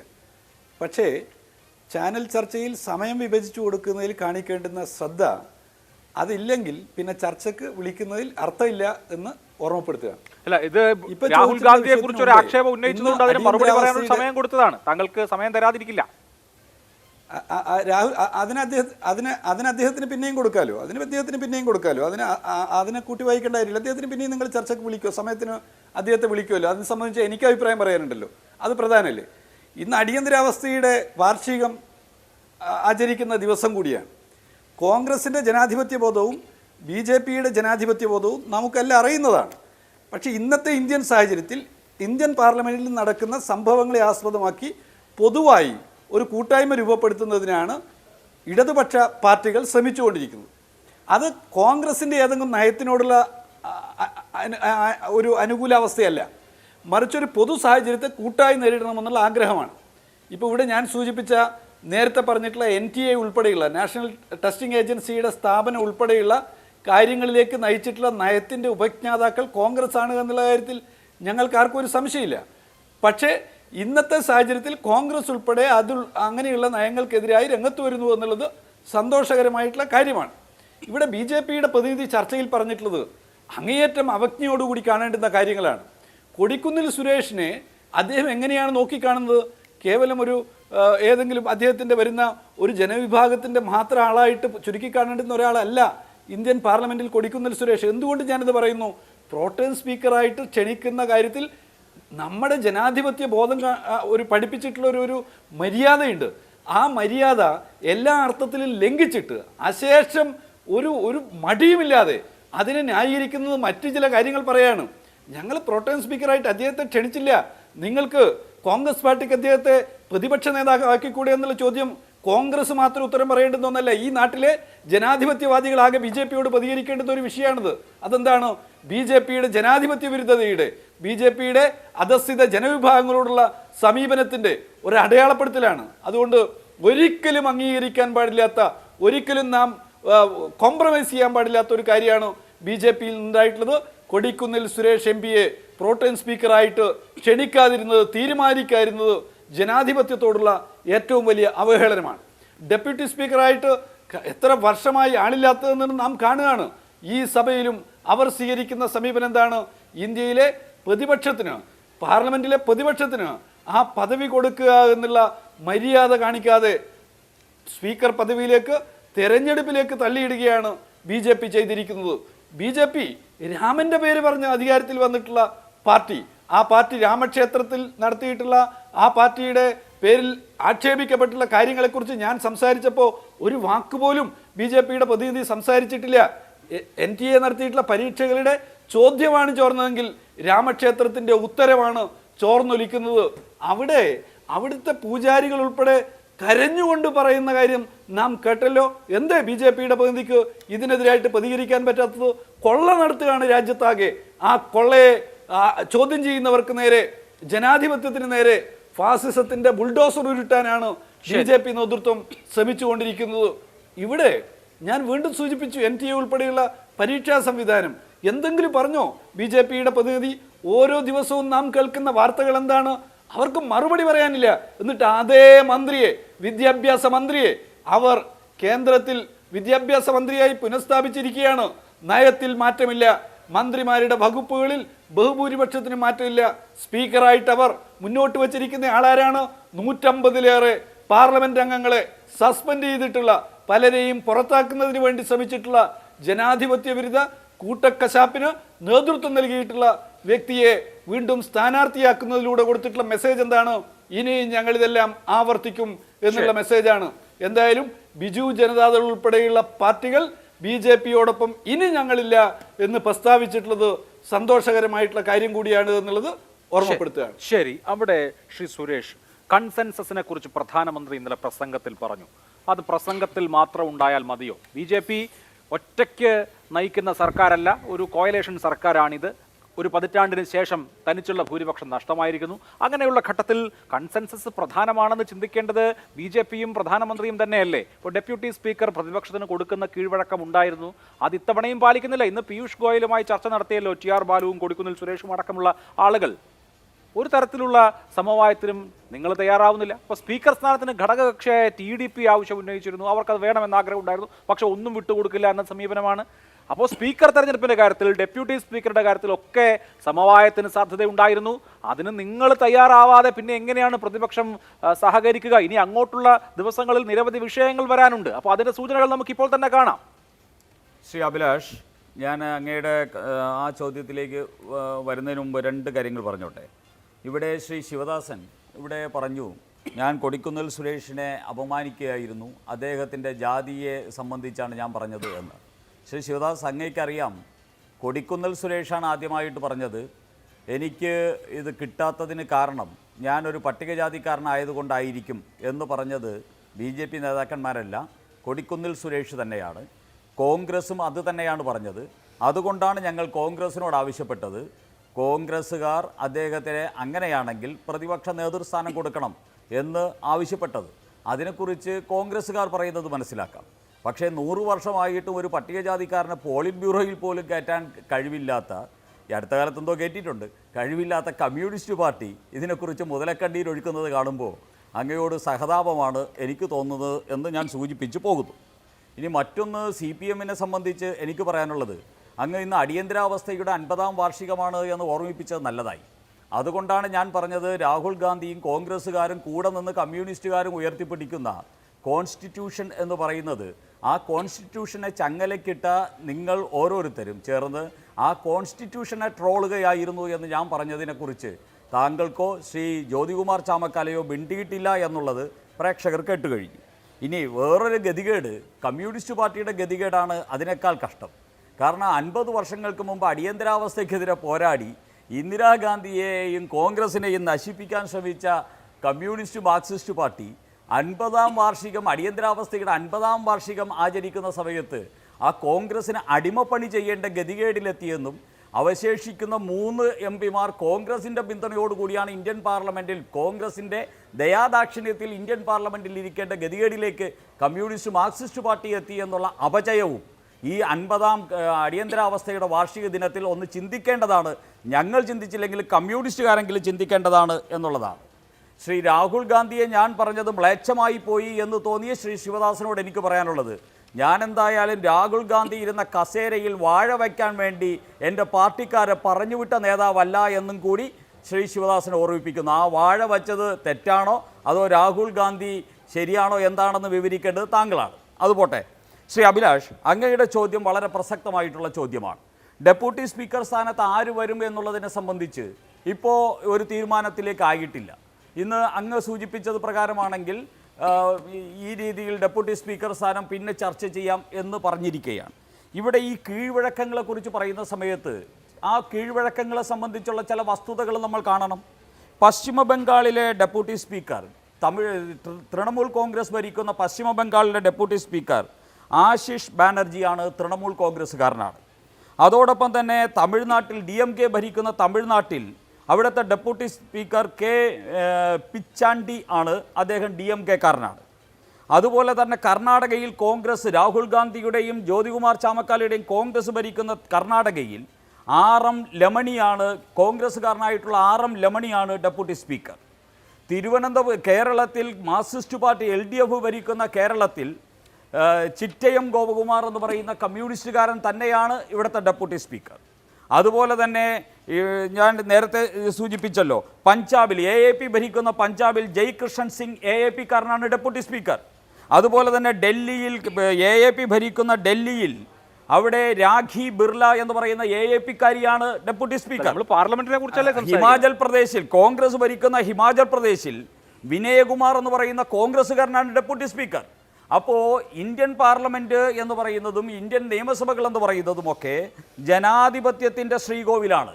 ഈ ജനാധിപത്യത്തിൻ്റെ ശ്രീകോവിൽ ഇന്ത്യ മുന്നണിയിൽ ഉള്ള ഘടകകക്ഷികൾ ഭരിക്കുന്ന സംസ്ഥാനങ്ങളിൽ ആ ഘടകകക്ഷികൾ അവലംബിച്ചിരിക്കുന്ന കീഴ്വഴക്കം ഇതാണ് എന്ന തിരിച്ചറിവ് ഈ നാട്ടിലെ ജനതയ്ക്ക് ഉണ്ട് എന്നുള്ള കാര്യം ഈ സമയത്ത് ഒന്ന് ഓർമ്മിപ്പിക്കാൻ ആഗ്രഹിക്കുന്നു. ഇതിൻ്റെ അർത്ഥം നാളെ ഡെപ്യൂട്ടി സ്പീക്കർ ആരാകുമെന്ന് പാർട്ടി നിശ്ചയിച്ചു, BJP നിശ്ചയിച്ചു, കേന്ദ്ര സർക്കാർ നിശ്ചയിച്ചു എന്നതിൻ്റെ അടിസ്ഥാനത്തിലല്ല ഞാൻ ഈ പറയുന്നത്. കീഴ്വഴക്കങ്ങളെക്കുറിച്ച് പറയുന്ന സമയത്ത് ഇങ്ങനെയുള്ള കീഴ്വഴക്കങ്ങൾ ഇന്ന് ഇന്ത്യൻ ജനാധിപത്യത്തിൽ മുന്തി നിൽക്കുന്നുണ്ട് എന്ന് ഓർമ്മിപ്പിക്കാൻ ആഗ്രഹിക്കുന്നു. ഇനി ഒരു കാര്യം, നരേന്ദ്രമോദിക്ക് എല്ലാവരെയും ഉൾക്കൊണ്ടുപോകാൻ സാധിക്കുമോ എന്നുള്ളതാണ് ഇന്ന് ഇന്ത്യയിൽ നമ്മുടെ പ്രിയപ്പെട്ട കോൺഗ്രസ്സുകാരും കമ്മ്യൂണിസ്റ്റുകാരും ഒക്കെ ആവർത്തിച്ച് ചോദിച്ചുകൊണ്ടിരിക്കുന്നത്. ശ്രീ അഭിലാഷ്, ഇവരോട് ഞങ്ങൾക്ക് പറയാനുള്ളത് എന്തെന്നറിയോ? ഇന്നേക്ക് 20 വർഷങ്ങൾക്ക് മുമ്പ് 2001 നരേന്ദ്രമോദി ഗുജറാത്ത് മുഖ്യമന്ത്രിയായിട്ട് വരുന്ന സമയത്ത് ഇദ്ദേഹത്തിന് ഗുജറാത്ത് ഭരിക്കാൻ സാധിക്കുമോ എന്ന് ചോദിച്ചവരുണ്ട്. ആ ചോദിച്ചവർക്കുത്തരം ഗുജറാത്ത് ഇന്ത്യയിലെ മാതൃകാ ഭരണകൂടമായിട്ട് മാറ്റിക്കൊണ്ട് നരേന്ദ്രമോദി നൽകി. ഗുജറാത്ത് ഭരിച്ച നരേന്ദ്രമോദിയെ ഇന്ത്യയുടെ പ്രധാനമന്ത്രിയായിട്ട് മുന്നോട്ട് വെച്ച സമയത്ത് ഒരു ഗുജറാത്ത് ഭരിച്ച ഇങ്ങേർക്ക് ഇന്ത്യ ഭരിക്കാൻ പറ്റുമോ എന്ന് ചോദിച്ചവരുണ്ട്. ഇന്ത്യ ഭരിക്കാൻ സാധിക്കുമെന്നും ഇന്ത്യയെ ലോകത്തിലെ വൻ ശക്തിയാക്കാൻ സാധിക്കുമെന്നും നരേന്ദ്രമോദി തെളിയിച്ചു. മാത്രമല്ല, ഇന്ത്യയിലെ മുഴുവൻ ജനങ്ങളെയും ഉൾക്കൊള്ളാൻ സാധിക്കുമോ എന്ന് ചോദിച്ചു. നരേന്ദ്രമോദിയുടെ കാലഘട്ടത്തിലാണ് ഇന്ത്യയിലെ ക്രിസ്ത്യൻ ഭൂരിപക്ഷമുള്ള മുഴുവൻ സംസ്ഥാനങ്ങളും നരേന്ദ്രമോദിക്ക് പിന്തുണ കൊടുക്കുന്ന സംസ്ഥാനങ്ങളായിട്ട് മാറിയത്. ഈ നരേന്ദ്രമോദിക്ക് ലോകത്തിൻ്റെ നേതാവാകാൻ സാധിക്കുമോ എന്ന് പലരും സംശയിച്ചു, സന്ദേഹിച്ചു, ഉത്കണ്ഠപ്പെട്ടു. അവരുടെ മുമ്പിൽ 76% വരുന്ന ലോക ജനത അംഗീകരിക്കുന്ന ഗ്ലോബൽ ലീഡറായിട്ട് നരേന്ദ്രമോദിക്ക് മാറാൻ സാധിച്ചു. ഇനി ഗ്ലോബൽ ലീഡറായിട്ട് മാറിക്കഴിഞ്ഞാലും മുസ്ലിം ലോകം ഇദ്ദേഹത്തെ അംഗീകരിക്കുമോ എന്ന് ചോദിച്ചു. മുസ്ലിം ലോക രാജ്യങ്ങൾ മുഴുവൻ ആ രാജ്യങ്ങളിലെ പരമോന്നത ബഹുമതി നൽകി ഇന്ത്യയുടെ പ്രധാനമന്ത്രി നരേന്ദ്രമോദിയെ ആദരിക്കുന്നത് നമ്മൾ ലോകത്ത് കണ്ടു. അങ്ങനെ ചോദ്യങ്ങൾക്കെല്ലാം ജനാധിപത്യ രീതിയിലും സമവയത്തിലൂടെയും ഉത്തരം കൊടുത്തുപോയ ലോക നേതാവാണ് നരേന്ദ്രമോദിയെങ്കിൽ ആ നരേന്ദ്രമോദിക്ക് ഒരു മുന്നണി ഭരണവും ഏറ്റവും ഭംഗിയായിട്ട് രാജ്യ താല്പര്യം മുന്നിൽ വെച്ചുകൊണ്ട് മുന്നോട്ട് കൊണ്ടുപോകാൻ സാധിക്കുമെന്ന് ഈ നാടിനും ലോകത്തിനും ബോധ്യം വരുന്ന 5 വർഷങ്ങളാണ് അഭിലാഷേ വരാൻ പോകുന്നത്. അവിടെ ശ്രീ ജ്യോതികുമാർ ചാമക്കാല ചോദിച്ചു, ഒരു ചോദ്യം ബാക്കി നിൽക്കും. 2019 4.25 ലക്ഷത്തിന്റെ ഭൂരിപക്ഷം കൊടുത്ത വാരാണസിക്കാർ ഇത്രയും വലിയ നേട്ടങ്ങളൊക്കെ നേടിയ മോദിക്ക് 1.52 ലക്ഷത്തിന്റെ ഭൂരിപക്ഷമല്ലേ കൊടുത്തുള്ളൂ. അതും രാഹുൽ ഗാന്ധി 4 ലക്ഷത്തിനടുത്ത് വോട്ടിന് തൊട്ടപ്പുറത്ത് ജയിക്കുമ്പോൾ. ശ്രീ അഭിലാഷേ, നരേന്ദ്രമോദിക്ക് അവിടെ വോട്ടിംഗ് ശതമാനവും കുറഞ്ഞിട്ടില്ല, വോട്ടും കഴിഞ്ഞ പ്രാവശ്യം കിട്ടിയതിനേക്കാൾ വോട്ടും കുറഞ്ഞിട്ടില്ല. അവിടെ സംഭവിച്ചതെന്താ? അവിടെ SP-യും ഇവിടെ നരേന്ദ്രമോദിയെ ഒരു ഭീഷണിയായിട്ട് മുന്നിൽ വെച്ച് അവിടെ കഴിഞ്ഞ പ്രാവശ്യം 2 ലക്ഷത്തോളം വോട്ട് പിടിച്ച SP-യും അതോടൊപ്പം തന്നെ 2 ലക്ഷം വോട്ട് പിടിച്ച കോൺഗ്രസും ഇങ്ങനെയുള്ള എല്ലാ ചപ്പ് ചവർ രാഷ്ട്രീയം എന്ന് ഞാൻ പറഞ്ഞാൽ അത് നിങ്ങൾ അംഗീകരിക്കണമെന്നില്ല. അങ്ങനെയുള്ള അഴിമതിയുടെയും വർഗീയതയുടെയും മുഴുവൻ രാഷ്ട്രീയങ്ങളും ഒരുമിച്ച് ചേർന്ന് പ്രവർത്തിച്ച സമയത്ത് സ്വാഭാവികമായിട്ടും അദ്ദേഹത്തിന് കഴിഞ്ഞ പ്രാവശ്യം കിട്ടിയ വോട്ട് കിട്ടുകയും അദ്ദേഹത്തിന്റെ ഭൂരിപക്ഷം ആ രീതിയിൽ നിലനിൽക്കുകയും ചെയ്യും. വോട്ട് വർദ്ധിച്ചു എന്നുള്ള ഒറ്റ കാരണമേ ഉള്ളൂ. വോട്ട് വർദ്ധിച്ചത് BJP ഒഴികെയുള്ള എല്ലാവരും വർഗീയതയുടെയും അഴിമതിയുടെയും ബാക്കി എല്ലാവർക്കും കിട്ടിയ ഭൂരിപക്ഷം ഡിംപിൾ യാദവിന്, അഖിലേഷ് യാദവിന്, രാഹുൽ ഗാന്ധിക്ക്, എന്തിന് നമ്മുടെ സ്മൃതി ഇറാനി പോലും പരാജയപ്പെട്ട ആ ഭൂരിപക്ഷത്തിന്റെ അത്രയും പോലും, അതായത് 1.52 ലക്ഷത്തിനാണ് നരേന്ദ്രമോദി ഇന്ത്യയുടെ പ്രധാനമന്ത്രി ജയിച്ചതെന്നുള്ളൊരു വസ്തുത അവിടെ നിൽക്കുന്നുണ്ട്. ഞാൻ അതിലേക്ക് വരാം. ഇവിടെ ശ്രീ ജ്യോതികുമാർ ചാമക്കാല, ഇപ്പോൾ ഒരു സമവായത്തിന്റെ പാത പിന്തുടരുക എന്ന് പറഞ്ഞാൽ അസാധ്യമായ കാര്യമൊന്നുമല്ല. ഇവിടെ ഇപ്പോൾ 240 സീറ്റുകളാണ് BJPക്ക് ഒറ്റയ്ക്കുള്ളത്. കേവല ഭൂരിപക്ഷത്തിന് 32 സീറ്റിന്റെ കുറവുണ്ട്. അപ്പോൾ സ്വാഭാവികമായും സഖ്യകക്ഷികളെ വിശ്വാസത്തിലെടുക്കണം, അപ്പോൾ വലിയ പ്രശ്നങ്ങളില്ലാതെ പോകണം എന്നൊരു നിലയുണ്ട്. അങ്ങനെ നോക്കിക്കഴിഞ്ഞാൽ പ്രതിപക്ഷത്തിനും സഹകരിക്കാവുന്നതല്ലേ? വരുന്ന 5 വർഷം എന്തായാലും ഗവൺമെന്റിനെ റൺ ചെയ്യേണ്ടത് ഈ പ്രധാനമന്ത്രിയും ഈ സർക്കാരുമാണ്. പ്രതിപക്ഷത്തെ സംബന്ധിച്ച് ക്രിയാത്മകമായി പ്രവർത്തിക്കാൻ കഴിയുമോ അതോ വെറുതെ ഒച്ചപ്പാടുണ്ടാക്കാൻ കഴിയുമോ എന്നുള്ളതാണ് പ്രധാനപ്പെട്ട പ്രശ്നം. ജനങ്ങളെല്ലാം നോക്കുന്നുണ്ട്. ക്രിയാത്മക പ്രതിപക്ഷമായി പ്രവർത്തിക്കാത്ത പക്ഷം ജനങ്ങളുടെ വിലയിരുത്തൽ നിങ്ങൾക്കെതിരായി വന്ന് ഭവിക്കാനുള്ള സാധ്യതയുണ്ട്. ഇവിടെ ശ്രീ സുരേഷ് അദ്ദേഹം ഇപ്പോഴും ഈ മോദി മാനിയയിൽ ഇങ്ങനെ ഭ്രമിക്കുക. അതവിടെ നിൽക്കട്ടെ, അദ്ദേഹം അത് നടന്നുകൊണ്ടേയിരിക്കട്ടെ. അപ്പോൾ ഞാനിവിടെ പറഞ്ഞു വന്ന അദ്ദേഹം ചില കണക്കുകൾ പറഞ്ഞു. ഇവിടെ ഡെപ്യൂട്ടി സ്പീക്കർ സ്ഥാനം പിന്നീട് ചർച്ചയാകാമെന്ന് അദ്ദേഹം പറഞ്ഞത്. ഞങ്ങൾ വളരെ വളരെ ജെൻറ്റിലായിട്ടുള്ള ഏറ്റവും മാന്യമായിട്ടുള്ള ഒരു പ്രപ്പോസൽ അദ്ദേഹം ഇങ്ങോട്ട് പറഞ്ഞിരിക്കുന്നു. നമുക്ക് സമവായത്തിൻ്റേതായ ഒരു രാഷ്ട്രീയം വേണം ഇന്ത്യയുടെ പുരോഗതിക്ക്. ശരി, സമ്മതിക്കുന്നു.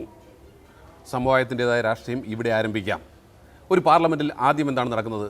അംഗങ്ങളുടെ സത്യപ്രതിജ്ഞ. പ്രോട്ടം സ്പീക്കറെ തീരുമാനിച്ചു, തോന്നുംപടി തീരുമാനിച്ചു, അത് കഴിഞ്ഞു. അതിനുശേഷമാണ് അദ്ദേഹത്തിൻ്റെ സ്റ്റേറ്റ്മെൻറ്റ് വന്നത്. അദ്ദേഹത്തിൻ്റെ സ്റ്റേറ്റ്മെൻറ്റിന് ശേഷമെങ്കിലും നമുക്ക് നോക്കാം.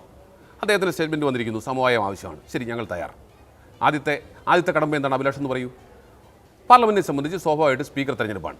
ആ സ്പീക്കർ തെരഞ്ഞെടുപ്പിൽ ഞങ്ങൾ അനർഹമായതൊന്നും ആവശ്യപ്പെടുന്നില്ല. സ്വാഭാവികമായിട്ട് ഞങ്ങൾ കഴിഞ്ഞ പ്രാവശ്യം നമ്പർ ഞങ്ങൾക്ക് ഫേവർ അല്ലാത്തതുകൊണ്ട് ഞങ്ങൾക്ക് പ്രതിപക്ഷ സ്ഥാനം പോലും ഉണ്ടായിരുന്നില്ല. ഞങ്ങൾ ആവശ്യപ്പെട്ടില്ലല്ലോ. ഞങ്ങൾ അത് കീഴ്വഴക്കമനുസരിച്ച് ഇല്ല, ശരി, വേണ്ട. പക്ഷേ ഇപ്പോൾ കീഴ്വഴക്കമനുസരിച്ച് ഞങ്ങൾക്ക് അർഹതപ്പെട്ട ഡെപ്യൂട്ടി സ്പീക്കർ സ്ഥാനം ഞങ്ങൾക്ക് വേണം. അങ്ങനെയാണെങ്കിൽ നമുക്ക് സമവായത്തിൻ്റെ ടെസ്റ്റ് ഡോസ് അവിടെ ആരംഭിക്കാം.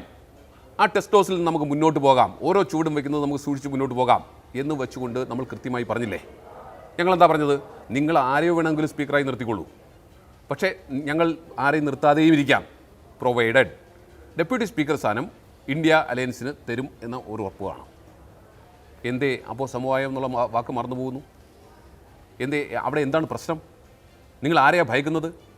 അപ്പോൾ ഒരു ഡെപ്യൂട്ടി സ്പീക്കർ സ്ഥാനം പോലും സമവായത്തിൻ്റെ ഭാഗമായി അർഹതപ്പെട്ട പ്രതിപക്ഷത്തിന് നൽകാൻ കഴിയില്ല എന്ന ഏകാധിപത്യ മനോഭാവത്തിൻ്റെ അസ്ഥികൂടം അദ്ദേഹത്തെ ഇപ്പോഴും പിന്തുടരുന്നുണ്ട്. അതിൻ്റെ ബാക്കി പത്രമായി തീരുമാനം. അപ്പോൾ ഇത്രയേറെ തിരിച്ചടികളിൽ നിന്നും ഉൾക്കൊള്ളുന്നില്ല, ഇവരൊന്നും ഇത് ഉൾക്കൊള്ളുന്നില്ല. പിന്നെ അദ്ദേഹം പറയുന്നത് എന്താ പ്രധാനമന്ത്രിയുടെ മികവിനെക്കുറിച്ചൊക്കെയാണ്.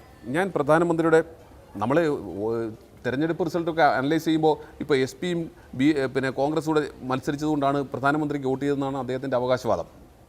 2019 പിന്നെ അദ്ദേഹത്തിന് കിട്ടിയിട്ടുള്ള മെജോറിറ്റി എന്ന് പറഞ്ഞാൽ 4,79,505 അന്ന് എസ് പി സ്ഥാനാർത്ഥി കിട്ടിയിട്ടുള്ളത് 1,95,000 വോട്ടാണ്. അതുപോലെ തന്നെ കോൺഗ്രസ് സ്ഥാനാർത്ഥി കിട്ടിയിട്ടുള്ളത് 1,50,000 വോട്ടാണ്. 3,47,000 വോട്ടാണ് മൊത്തത്തിൽ ഞങ്ങൾക്ക് ലഭിച്ചിട്ടുള്ളത്. 3,47,000. എന്നാൽ ഇത്തവണ ഞങ്ങൾക്ക് ലഭിച്ചിട്ടുള്ളത് 4,60,000 വോട്ടാണ്. അവിടെ കഴിഞ്ഞ പ്രാവശ്യം ശ്രീ നരേന്ദ്രമോദിക്ക് ലഭിച്ചത് 6,74,000 വോട്ടാണ്. ഇപ്രാവശ്യം അദ്ദേഹത്തിന് ലഭിച്ചത് 6,12,000 വോട്ടാണ്. ഒരു കുറവുമില്ലെന്ന് അദ്ദേഹം പറയുന്നത്. ഇനി പെർസെൻറ്റേജ് വൈസ് തന്നെ സംസാരിക്കാം, അതാണല്ലോ പക്കയാവുന്നത്. സ്വാഭാവികമായിട്ട് 100-ൽ എത്ര ശതമാനം വോട്ട് അദ്ദേഹത്തിന് കൂടുതലായി കിട്ടിയല്ലേ കുറച്ച് കിട്ടി. 2019 അപേക്ഷിച്ച് 2024 റിസൾട്ട് എടുക്കുമ്പോൾ 9.38% വോട്ട് പ്രധാനമന്ത്രി നരേന്ദ്രമോദിക്ക് മാത്രമായി കുറവ് വന്നിട്ടുണ്ട്. അദ്ദേഹത്തിന് 2019 കിട്ടിയതിനേക്കാൾ 10% വോട്ട് കുറവ് വന്നിട്ടുണ്ട്. ഒരു പ്രധാനമന്ത്രിക്ക് തൻ്റെ സ്വന്തം പാർലമെൻറ്റ് മണ്ഡലത്തിൽ 10% വോട്ട് ഷെയർ കുറവ് വന്നിട്ടുണ്ടെങ്കിൽ പിന്നെ നിങ്ങൾ എന്തിനാണ് ഈ തള്ളുന്നത്? നിങ്ങൾ ആരെയാണ് തള്ളി കൊണ്ടുവരുന്നത്? അപ്പോൾ അദ്ദേഹം നയിച്ച മുന്നണിയെ അല്ലെങ്കിൽ അദ്ദേഹത്തിൻ്റെ പാർട്ടിയെ വ്യക്തമായ ഭൂരിപക്ഷം ഉണ്ടായിരുന്ന അദ്ദേഹത്തിൻ്റെ പാർട്ടിയെ ഭരണത്തിൽ കൊണ്ടുവരാൻ കഴിഞ്ഞില്ല. അദ്ദേഹത്തിൻ്റെ പാർലമെൻറ്റ് സെഗ്മെൻറ്റിൽ അദ്ദേഹത്തിന് ഉദ്ദേശിച്ച ഭൂരിപക്ഷം നേടാനായില്ല. അദ്ദേഹം പ്രതിനിധാനം ചെയ്യുന്ന സംസ്ഥാനത്ത് മുൻപെങ്കുമില്ലാത്ത വിധം തിരിച്ചടി ഉണ്ടായിരിക്കുന്നു. അപ്പോൾ ആ രീതിയിൽ യു പിയിൽ ഉൾപ്പെടെ ചരിത്രത്തിലാദ്യമായി വളരെ ഈ കഴിഞ്ഞ 10-20 വർഷത്തിനിടയ്ക്ക് ഏറ്റവും നല്ല പ്രകടനം കാഴ്ചവെക്കാൻ ഇന്ത്യ മുന്നണിക്ക് കഴിഞ്ഞിരിക്കുന്നു. അപ്പോൾ ആ രീതിയിൽ വസ്തുതകളായി കണ്ടുകൊണ്ട് ഞാൻ വീണ്ടും പറയുന്നു, അദ്ദേഹം അത്ര എന്താ പറയുന്നത് ഒറ്റയാനായി നടന്ന കാലഘട്ടങ്ങളുണ്ട്. ഇപ്പോൾ അദ്ദേഹത്തിന് 1 ഇഞ്ച് മുന്നോട്ട് പോകണമെങ്കിൽ ഇടത് സൈഡിൽ ചന്ദ്രബാബു നായിഡുവും വലത് സൈഡിൽ നികേഷ് കുമാറും വേണമെന്ന യാഥാർത്ഥ്യം അദ്ദേഹം ഈ ദിവസം പോലും ഉൾക്കൊള്ളുന്നില്ല എന്നുള്ളിടത്താണ് ഇന്ത്യയുടെ രാഷ്ട്രീയം ചെന്ന് നിൽക്കുന്നത്. ശരി, ഡോക്ടർ വി ശിവദാസൻ, സമവായം, പ്രധാനമന്ത്രി ഇന്നലെ പറഞ്ഞ സമവായം നടപ്പാകാൻ സാധ്യതയുണ്ടോ? കഴിഞ്ഞ 10 വർഷവും പ്രതിപക്ഷത്തെ കാര്യമായി പരിഗണിച്ചിരുന്നില്ല. നിയമനിർമ്മാണം നടന്നിട്ടുള്ളത് വളരെ ഏകപക്ഷീയമായാണ്. അർത്ഥപൂർണമായ ഡിബേറ്റുകൾ പലപ്പോഴും ഉണ്ടായിരുന്നില്ല. ഇങ്ങനെ പല പരാതികളുണ്ടായിരുന്നു. പ്രതിപക്ഷത്തെ സസ്പെൻഡ് ചെയ്ത് നിർത്തിക്കൊണ്ട് നിയമനിർമ്മാണം നടത്തിയ സാഹചര്യം പോലും ഉണ്ടായിരുന്നു. പാർലമെന്ററി ബിസിനസ് ഇങ്ങനെ മതിയോ എന്ന് പലരും ആശങ്കപ്പെട്ടിരുന്ന ഒരു കാലമാണ്. അത് കഴിഞ്ഞു പ്രതിപക്ഷത്തിൻ്റെ നമ്പർ വർദ്ധിച്ചിരിക്കുന്നു എന്ന അവസ്ഥയുണ്ട്. അങ്ങനെ പ്രതിപക്ഷത്തിൻ്റെ നമ്പർ വർദ്ധിക്കുമ്പോൾ സമീപനവും മാറും. നമ്മുടെ പാർലമെന്ററി ഡെമോക്രസി അതിൻ്റെ ഏറ്റവും മികച്ച കാലത്തേക്ക് മടങ്ങും എന്ന് പ്രതീക്ഷിക്കുന്നുണ്ടോ ഒരു പാർലമെന്റ് അംഗം എന്നുള്ള നിലയിൽ? ഇവിടെ ഇന്ത്യൻ പ്രധാനമന്ത്രിക്ക് എന്താണ് സമവായം എന്നതിൻ്റെ അർത്ഥമറിയില്ല എന്നുള്ളതാണ് യാഥാർത്ഥ്യം. കാരണം പാർലമെൻറ്റിൽ ഇവിടെ ചോദ്യങ്ങൾ ചോദിക്കാത്തതിനെക്കുറിച്ച് BJPയുടെ പ്രതിനിധി പറയുണ്ടായി. രാഹുൽ ഗാന്ധി ഇന്ത്യൻ പാർലമെൻറ്റിൽ ഏറ്റവും കുറഞ്ഞ ചോദ്യങ്ങൾ ചോദിച്ചിട്ടുള്ള MP-മാരിൽ ഒരാളാണ് എന്നുള്ള കാര്യത്തിൽ യാതൊരു തർക്കവുമില്ല. പക്ഷേ വേറൊരു വിഷയം ഇവിടെ നിൽക്കുന്നുണ്ട്. അതെന്താണ്? എന്തുകൊണ്ട് ഇന്ത്യൻ പ്രധാനമന്ത്രി ചോദിച്ച ചോദ്യങ്ങൾക്ക് ഉത്തരം കൊടുക്കുന്നില്ല എന്നുള്ളതാണ്. ആ ഉത്തരം കൊടുക്കാത്ത പ്രധാനമന്ത്രിക്ക് പ്രതിപക്ഷ ബഹുമാനമില്ലാത്ത ആളാണ് എന്നുള്ളതാണ് നമ്മൾ കൊടുക്കുന്ന നിർവചനം. പ്രതിപക്ഷത്തെ കേൾക്കാൻ, അവരുടെ ചോദ്യങ്ങൾക്ക് ഉത്തരം പറയാൻ, ജനാധിപത്യ മര്യാദയോടുകൂടി വിഷയങ്ങളെ സമീപിക്കാൻ അതിനൊന്നും അവർക്ക് യാതൊരുവിധ സമയവുമില്ല. ED രാജ് എന്നാണ് മോഡി രാജ് എന്നുള്ളതിൻ്റെ മറ്റൊരു പദമായി ഇവിടെ ആളുകൾ പറഞ്ഞുകൊണ്ടിരിക്കുന്നത്. അതിനെ മറച്ചു വെക്കുന്നതിന് വേണ്ടി ഗോഡി മീഡിയ അവരുടെ കൈകളിലുണ്ട്. മാധ്യമങ്ങളെ വില കൊടുത്ത് സ്വാധീനിച്ച് വിലക്ക് വാങ്ങിയിട്ട് എല്ലാ അർത്ഥത്തിലും പ്രതിപക്ഷത്തിനെതിരായി വാർത്തകൾ സൃഷ്ടിച്ച് പ്രതിപക്ഷ നേതാക്കന്മാരെ ജയിലിലടച്ചിട്ട് ഒരു ഭരണം നടത്തിക്കൊണ്ടിരിക്കുന്ന കാഴ്ച അപ്രഖ്യാപിത അടിയന്തരാവസ്ഥയുടെ സൂത്രധാരന്മാരായിട്ടുള്ള BJPയുടെ ഭരണത്തിൽ നാം കണ്ടുകൊണ്ടിരിക്കുകയാണ്. RSS BJP ശക്തികൾ ജനാധിപത്യത്തെ മാനിക്കുന്നില്ല എന്നുള്ളതാണ് ഇതിലൂടെ നമുക്ക് മനസ്സിലാക്കാനാവുന്ന കാര്യം. ഇവിടെ ഈ പാർലമെൻറ്റിൽ ഈ തുടക്കം നമ്മളോട് പറയുന്നത് BJP അവരുടെ അജണ്ട, ജനാധിപത്യ വിരുദ്ധമായിട്ടുള്ള അജണ്ട അടിച്ചേൽപ്പിക്കാനുള്ള നീക്കത്തിൽ തന്നെയാണ് എന്നുള്ളതാണ്. അതുകൊണ്ടാണ് സ്പീക്കർ തെരഞ്ഞെടുപ്പിൽ സമവായത്തെക്കുറിച്ച് ആലോചിക്കുന്നില്ല. ഇവിടെ പരീക്ഷ ചോദ്യപേപ്പർ ചോർച്ച ഉൾപ്പെടെയുള്ള കാര്യത്തിൽ ശരിയായ ഒരു പ്രതികരണം വരുന്നില്ല. അതേ മന്ത്രിയെ വീണ്ടും മന്ത്രിയാക്കി കൊണ്ടുവരുന്നു. നേരത്തെ പറഞ്ഞിട്ടുള്ള സ്പീക്കർ സ്ഥാനത്ത് ഇരുത്തുന്നതിന് വേണ്ടിയുള്ള ശ്രമം നടക്കുന്നു. ഇതൊക്കെ കാണിക്കുന്നത് BJPയുടെ ജനവിരുദ്ധ രാഷ്ട്രീയമാണ്. BJP ഇപ്പോഴും പഠിച്ചിട്ടില്ല അനുഭവത്തിൽ നിന്ന് എന്നുള്ളതാണ് നമുക്ക് മനസ്സിലാക്കാൻ കഴിയുന്ന കാര്യം. നേരത്തെ ഒറ്റക്ക് ഭൂരിപക്ഷം ഉണ്ട് എന്ന് പറഞ്ഞിട്ട് അധികാരത്തിൽ വന്നിട്ട് അവർ ചെയ്തു കൂട്ടിയ കാര്യങ്ങളെല്ലാം നമുക്കറിയാവുന്നതാണ്. 400 സീറ്റാണ് ഈ തെരഞ്ഞെടുപ്പിൽ അവർ പ്രവചിച്ചത്. 400 സീറ്റ് എന്ന് പറഞ്ഞാൽ ഭരണഘടന കത്തിക്കാൻ ഞങ്ങൾക്ക് 400 വിറക് ആവശ്യമുണ്ട് എന്നുള്ളതാണ് അതിൻ്റെ മറ്റൊരർത്ഥം. അവർക്ക് ആ വിറക് തികഞ്ഞില്ല. അതുകൊണ്ടാണ് ഇന്ത്യൻ ഭരണഘടന ഇപ്പോൾ അല്പമെങ്കിലും സുരക്ഷിതമാണ് എന്ന് നമുക്ക് വിശ്വസിക്കാൻ കഴിയുന്നത്. ഭരണഘടന സംരക്ഷിക്കുന്നതിന് വേണ്ടിയുള്ള സമരം തുടരുക എന്നുള്ളത് സുപ്രധാനവുമാണ്. ഈ സർക്കാരിൽ നിന്ന് സമവായത്തിൻ്റെ സാധ്യതകൾ കാണുന്നില്ല എന്നുള്ളതാണ് തുടക്കം നമ്മളെ ബോധ്യപ്പെടുത്തുന്നത്. ഒറ്റ ഒരു ചോദ്യത്തിന് ശേഷം ഇടവേളയിലേക്ക് പോകാം. ശ്രീ സുരേഷ്, വരുന്ന ദിവസങ്ങൾ പ്രക്ഷുബ്ധമാവും, അതിന് ഉള്ള സാഹചര്യമുണ്ട്. അപ്പോൾ അതൊന്ന് മൈൽഡാക്കാൻ ഈ സ്പീക്കർ സ്ഥാനത്തേക്കുള്ള, ഡെപ്യൂട്ടി സ്പീക്കർ സ്ഥാനത്തേക്കുള്ള തെരഞ്ഞെടുപ്പുകളുടെ കാര്യത്തിൽ ഒരു സമവായം സ്വീകരിച്ചിരുന്നുവെങ്കിൽ കഴിഞ്ഞാൽ നോക്കൂ, ഇപ്പോൾ നീറ്റ് നെറ്റ് പരീക്ഷാ വിഭാഗത്തിൽ വിദ്യാഭ്യാസ മന്ത്രിയുടെ രാജി വരുന്ന ദിവസങ്ങളിൽ ആവശ്യപ്പെടും എന്നുള്ള കാര്യം ഉറപ്പാണ്. ഇപ്പോൾ നോക്കൂ, ആളുകൾ പറയുന്നത് UGC നെറ്റിൻ്റെ പരീക്ഷാ പേപ്പർ ചോരുന്നു, നീറ്റ് പരീക്ഷയുടെ രാജ്യം ഒന്നാകെ നടത്തിയിട്ടുള്ള നീറ്റ് പരീക്ഷയുടെ ചോദ്യപേപ്പർ ചോരുന്നു. ഇതെല്ലാം കണ്ട് ഹൃദയം തകർന്ന ആരെങ്കിലും അയോധ്യ ക്ഷേത്രത്തിൽ പോയി പ്രാർത്ഥിക്കാമെന്ന് വെച്ചാൽ അമ്പലം ചോരുന്നു. ഇങ്ങനെ ചോർച്ചയുടെ കാലത്താണ് നമ്മൾ ജീവിക്കുന്നത്. ശ്രീ അഭിലാഷേ, ഇതിനെല്ലാം തന്നെ ശക്തമായിട്ടുള്ള നടപടിക്രമങ്ങളുമായിട്ട് നരേന്ദ്രമോദി സർക്കാർ മുന്നോട്ട് പോകുന്നുണ്ട്. സമവായം എന്ന് പറയുന്നത് ഈ സർക്കാർ കാലങ്ങളായിട്ട് തുടരുന്ന ഒരു സമീപനം തന്നെയാണ്. അത് തന്നെ തുടരും എന്നുള്ള കാര്യത്തിൽ യാതൊരു സംശയവുമില്ല. ഇവിടെ എനിക്ക് ശ്രീ ശിവദാസിനോട് ഞാൻ ചില ചോദ്യങ്ങൾ ചോദിച്ചു. ഒന്നിനു പോലും അദ്ദേഹത്തിന് ഉത്തരം പറയാൻ സാധിക്കുന്നില്ല എന്നിടത്താണ് യഥാർത്ഥത്തിൽ കമ്മ്യൂണിസ്റ്റ് പാർട്ടിയുടെ ഒരു MP എന്ന നിലയിൽ അദ്ദേഹത്തിൻ്റെ അവസ്ഥ നമ്മൾ ഓരോരുത്തരും കാണണം. ഞാൻ പറയുന്നത്, നിങ്ങൾ ഇന്ന് കോൺസ്റ്റിറ്റ്യൂഷനെ, ഭരണഘടനയെ സംരക്ഷിക്കാനായിട്ട് ഒരുമിച്ച് നിൽക്കുന്ന കോൺഗ്രസ്സാണ് എൻ്റെ ശ്രീ ശിവദാസൻ ഈ ഇന്ത്യയുടെ സ്വാതന്ത്ര്യത്തെയും ഇന്ത്യയുടെ ഭരണഘടനയെയും ഇന്ത്യയെ തന്നെ ജയിലഴികൾക്കുള്ളിൽ അടച്ചിട്ടത് എന്ന് താങ്കൾ മനസ്സിലാക്കണം. EM ശങ്കരൻ നമ്പൂതിരിപ്പാടിൻ്റെ ഉൾപ്പെടെ മന്ത്രിസഭയെ പിരിച്ചുവിട്ട് 100-ലേറെ സർക്കാരുകളെ പിരിച്ചുവിട്ട് ജനാധിപത്യത്തെ കശാപ്പ് ചെയ്തത് നിങ്ങൾ ഇന്ന് ഭരണഘടനയുമായിട്ട് കോൺഗ്രസിനോടൊപ്പം നിൽക്കുന്ന ഇതേ കോൺഗ്രസ് ആയിരുന്നു എന്ന് താങ്കൾ മനസ്സിലാക്കണം. ഇന്ത്യയുടെ ഭരണഘടനയിൽ 38-ാം അനുച്ഛേദവും 39-ാം അനുച്ഛേദവും അതോടൊപ്പം തന്നെ 40, 41 ഉൾപ്പെടെയുള്ള അമെൻമെൻറ്റുകൾ കൊണ്ടുവന്ന് ഈ രാജ്യത്തിൻ്റെ എല്ലാവിധമായിട്ടുള്ള സ്വാതന്ത്ര്യത്തെയും നശിപ്പിച്ചത് ഇതേ കോൺഗ്രസ് ആയിരുന്നു എന്ന് താങ്കൾ മനസ്സിലാക്കണം. ഈ കോൺഗ്രസിൻ്റെ പാദസേവ ചെയ്യുന്നതിൽ അങ്ങേക്ക് അല്പപ്പോലും ലജ്ജയില്ലേ? ഈ 50-ാം വാർഷിക ദിനത്തിൽ ഞാൻ ചോദിക്കുകയാണ്, അതിനെക്കുറിച്ച് അങ്ങേക്ക് മിണ്ടാട്ടമില്ലേ? അങ്ങ് പ്രതിനിധീകരിക്കുന്ന കമ്മ്യൂണിസ്റ്റ് പാർട്ടിയും ഇത്രയിടത്തോളം തരം താണുപോയോ, അതപ്പതിച്ചു പോയോ, ഇത്രയിടത്തോളം ആദർശപരമായിട്ട് വഴിമുട്ടി നിൽക്കുന്ന സാഹചര്യമാണോ? ഈ സാഹചര്യത്തെ അഡ്രസ്സ് ചെയ്യാൻ നിങ്ങൾക്ക് സാധിക്കുന്നില്ല.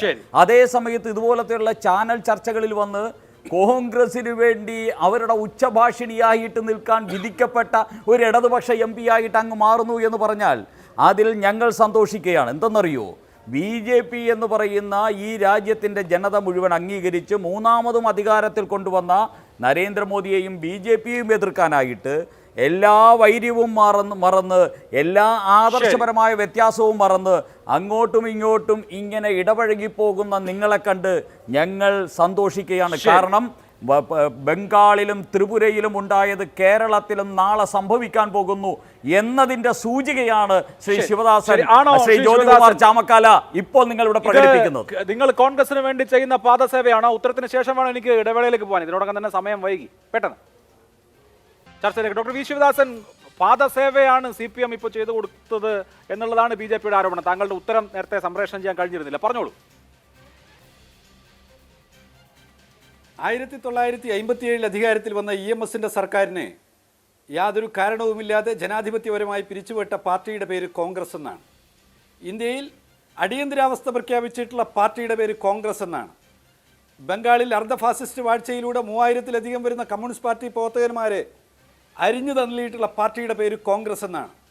ത്രിപുരയിൽ ഇടതുപക്ഷ സർക്കാരിനെ അട്ടിമറിക്കാൻ കേന്ദ്രഭരണത്തിൻ്റെ സാധ്യതകൾ ഉപയോഗപ്പെടുത്തിയ പാർട്ടിയുടെ പേര് കോൺഗ്രസ് എന്നാണ്. എന്നാൽ കോൺഗ്രസ് ഇന്ന പാതകങ്ങളെല്ലാം ചെയ്തിട്ടുണ്ട് എന്നുള്ളതുകൊണ്ട് BJPയുടെ കൊടും പാതകങ്ങൾക്ക് മുമ്പിൽ പ്രതികരിക്കാതെ ഞങ്ങൾ നിൽക്കണമെന്നാണ് സുരേഷിൻ്റെ പാർട്ടിയും ആഗ്രഹിക്കുന്നതെങ്കിൽ അതിന് ഞങ്ങൾ നിൽക്കുന്നില്ല.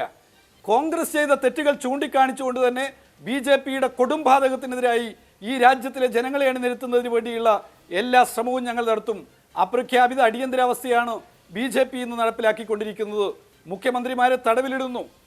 ജനാധിപത്യപരമായി തെരഞ്ഞെടുക്കപ്പെട്ട സംസ്ഥാന സർക്കാരുകളെ അട്ടിമറിക്കുന്നതിനുള്ള കുതിര കച്ചവടങ്ങൾ നടത്തുന്നു. നിൽക്കൂ അഭിലാഷ്, ഒരു കാര്യം കൂടി പറഞ്ഞു വെക്കാനുണ്ട്. അത് ഈ BJPയുടെ കൊടിയ പാതകത്തിനെതിരായി ഞങ്ങൾ കോൺഗ്രസിനോടൊപ്പം നിൽക്കുന്നുവെന്ന് നിങ്ങൾ പറയുകയാണ്. ഞങ്ങൾ ഒരു കാര്യം കൂടി സൂചിപ്പിക്കുകയാണ്. അത് വീട് കത്തുന്ന സമയത്ത് അത് കെടുത്തുന്നതിന് വേണ്ടി വെള്ളമൊഴിക്കാൻ വരുന്നവർ കുളിച്ചിട്ടുണ്ടോ, അവർ നല്ല വസ്ത്രമാണോ ധരിച്ചത്, അവർ പല്ല് തേച്ചിട്ടുണ്ടോ എന്ന് നോക്കില്ല. ഇന്ത്യയുടെ ഭരണഘടനയുടെ ഇന്ത്യയുടെ ജനാധിപത്യത്തിൻ്റെ ശ്രീകോവിലിന് തീ കത്തിക്കുന്നതിന് വേണ്ടി ശ്രമിക്കുന്ന കൂട്ടർക്കെതിരെ ശബ്ദിക്കാൻ ആര് വരുന്നുണ്ടോ അവരോടൊപ്പം കൈകോർത്ത് പിടിച്ചുകൊണ്ട് RSSന്റെ BJPയുടെ ജനവിരുദ്ധ രാഷ്ട്രീയത്തിനെതിരായി ഞങ്ങൾ അണിനിരക്കും. ഞങ്ങളെ മാറ്റി നിർത്താൻ വേണ്ടി RSSും BJPയും എത്ര ശ്രമിച്ചാലും അതോ 2 മാസം കൊണ്ട് തീരുമാനമാവോ? ഇവിടെ പറഞ്ഞ സമവായം ഞങ്ങൾ കഴിഞ്ഞ 10 വർഷമായിട്ട് സമവായം നടത്തിക്കൊണ്ടിരിക്കുകയാണെന്നാണ് സുരേഷ് പറഞ്ഞത്. സുരേഷ് എന്തായാലും ശിവദാസൻ സുരേഷ് ചോദിച്ച ചോദ്യത്തിനൊന്നും മറുപടി പറഞ്ഞില്ല എന്ന് പറഞ്ഞു. പക്ഷേ സുരേഷ് ഞാനിവിടെ ചർച്ചയിൽ ഉള്ളതായി പോലും ഭാവിച്ചില്ല. ഞാൻ ചോദിച്ച കാര്യങ്ങളൊന്നും അദ്ദേഹം കേട്ടിട്ട് പോലുമില്ല. ഏതായാലും ഇവിടെ 143 പേരെ സസ്പെൻഡ് ചെയ്തിട്ടാണ് ഇവിടെ സമവായം നടത്തിയത്. അപ്പോൾ അതുകൊണ്ട് കൂടുതലൊന്നും പറയാനില്ല. ഞാൻ 30 സെക്കൻഡ് ഉള്ളൂ എന്ന് പറഞ്ഞുകൊണ്ടാണ്. പിന്നെ അദ്ദേഹത്തിനോട് ഒറ്റ ചോദ്യം, ഈ എന്താ പറയുന്നത്, അടിയന്തരാവസ്ഥയെക്കുറിച്ച് ഘോരഘോരം പറയുന്നു. കഴിഞ്ഞ 10 വർഷമായി ഇവിടെ അപ്രഖ്യാപിത അടിയന്തരാവസ്ഥയാണ്. അതിന് കന്യാകുമാരിയിൽ പോയി PR ഏജൻസിയോടൊപ്പം മറ്റേ ഇൻവെർട്ടഡ് കോമയിൽ ധ്യാനം ഇരുന്നാൽ പോരാ. ജനങ്ങളുടെ മനസ്സറിയണം. ജനങ്ങളുടെ മനസ്സറിഞ്ഞ് പ്രവർത്തിച്ചാൽ മാത്രമേ ജനങ്ങൾ കൂടെ നിൽക്കൂ. അതുകൊണ്ടാണ് 303 സീറ്റ് ഉണ്ടായിരുന്ന അതുകൊണ്ടാണ് നിങ്ങൾക്ക് നരേന്ദ്രമോദിയുടെ ഇടവും വലവും നിൽക്കാൻ ഓരോരുത്തരെ വേണ്ടി വന്നത്. നിങ്ങൾ 400 സീറ്റ് എന്ന് പറഞ്ഞ നിങ്ങൾ ഞങ്ങളെ ആക്ഷേപിച്ചു 40 സീറ്റ് എന്ന്. ഇപ്പോൾ ഞങ്ങൾ നിങ്ങളുടെ തൊട്ടരികിലുണ്ട്. സൂക്ഷിച്ചോളുക. ശരി, ഓക്കെ. വളരെ നന്ദി. 3 പേർക്കും വളരെ നന്ദി. സൂപ്പർ ഫാമിലി അവസാനിക്കുന്നു. നമസ്കാരം.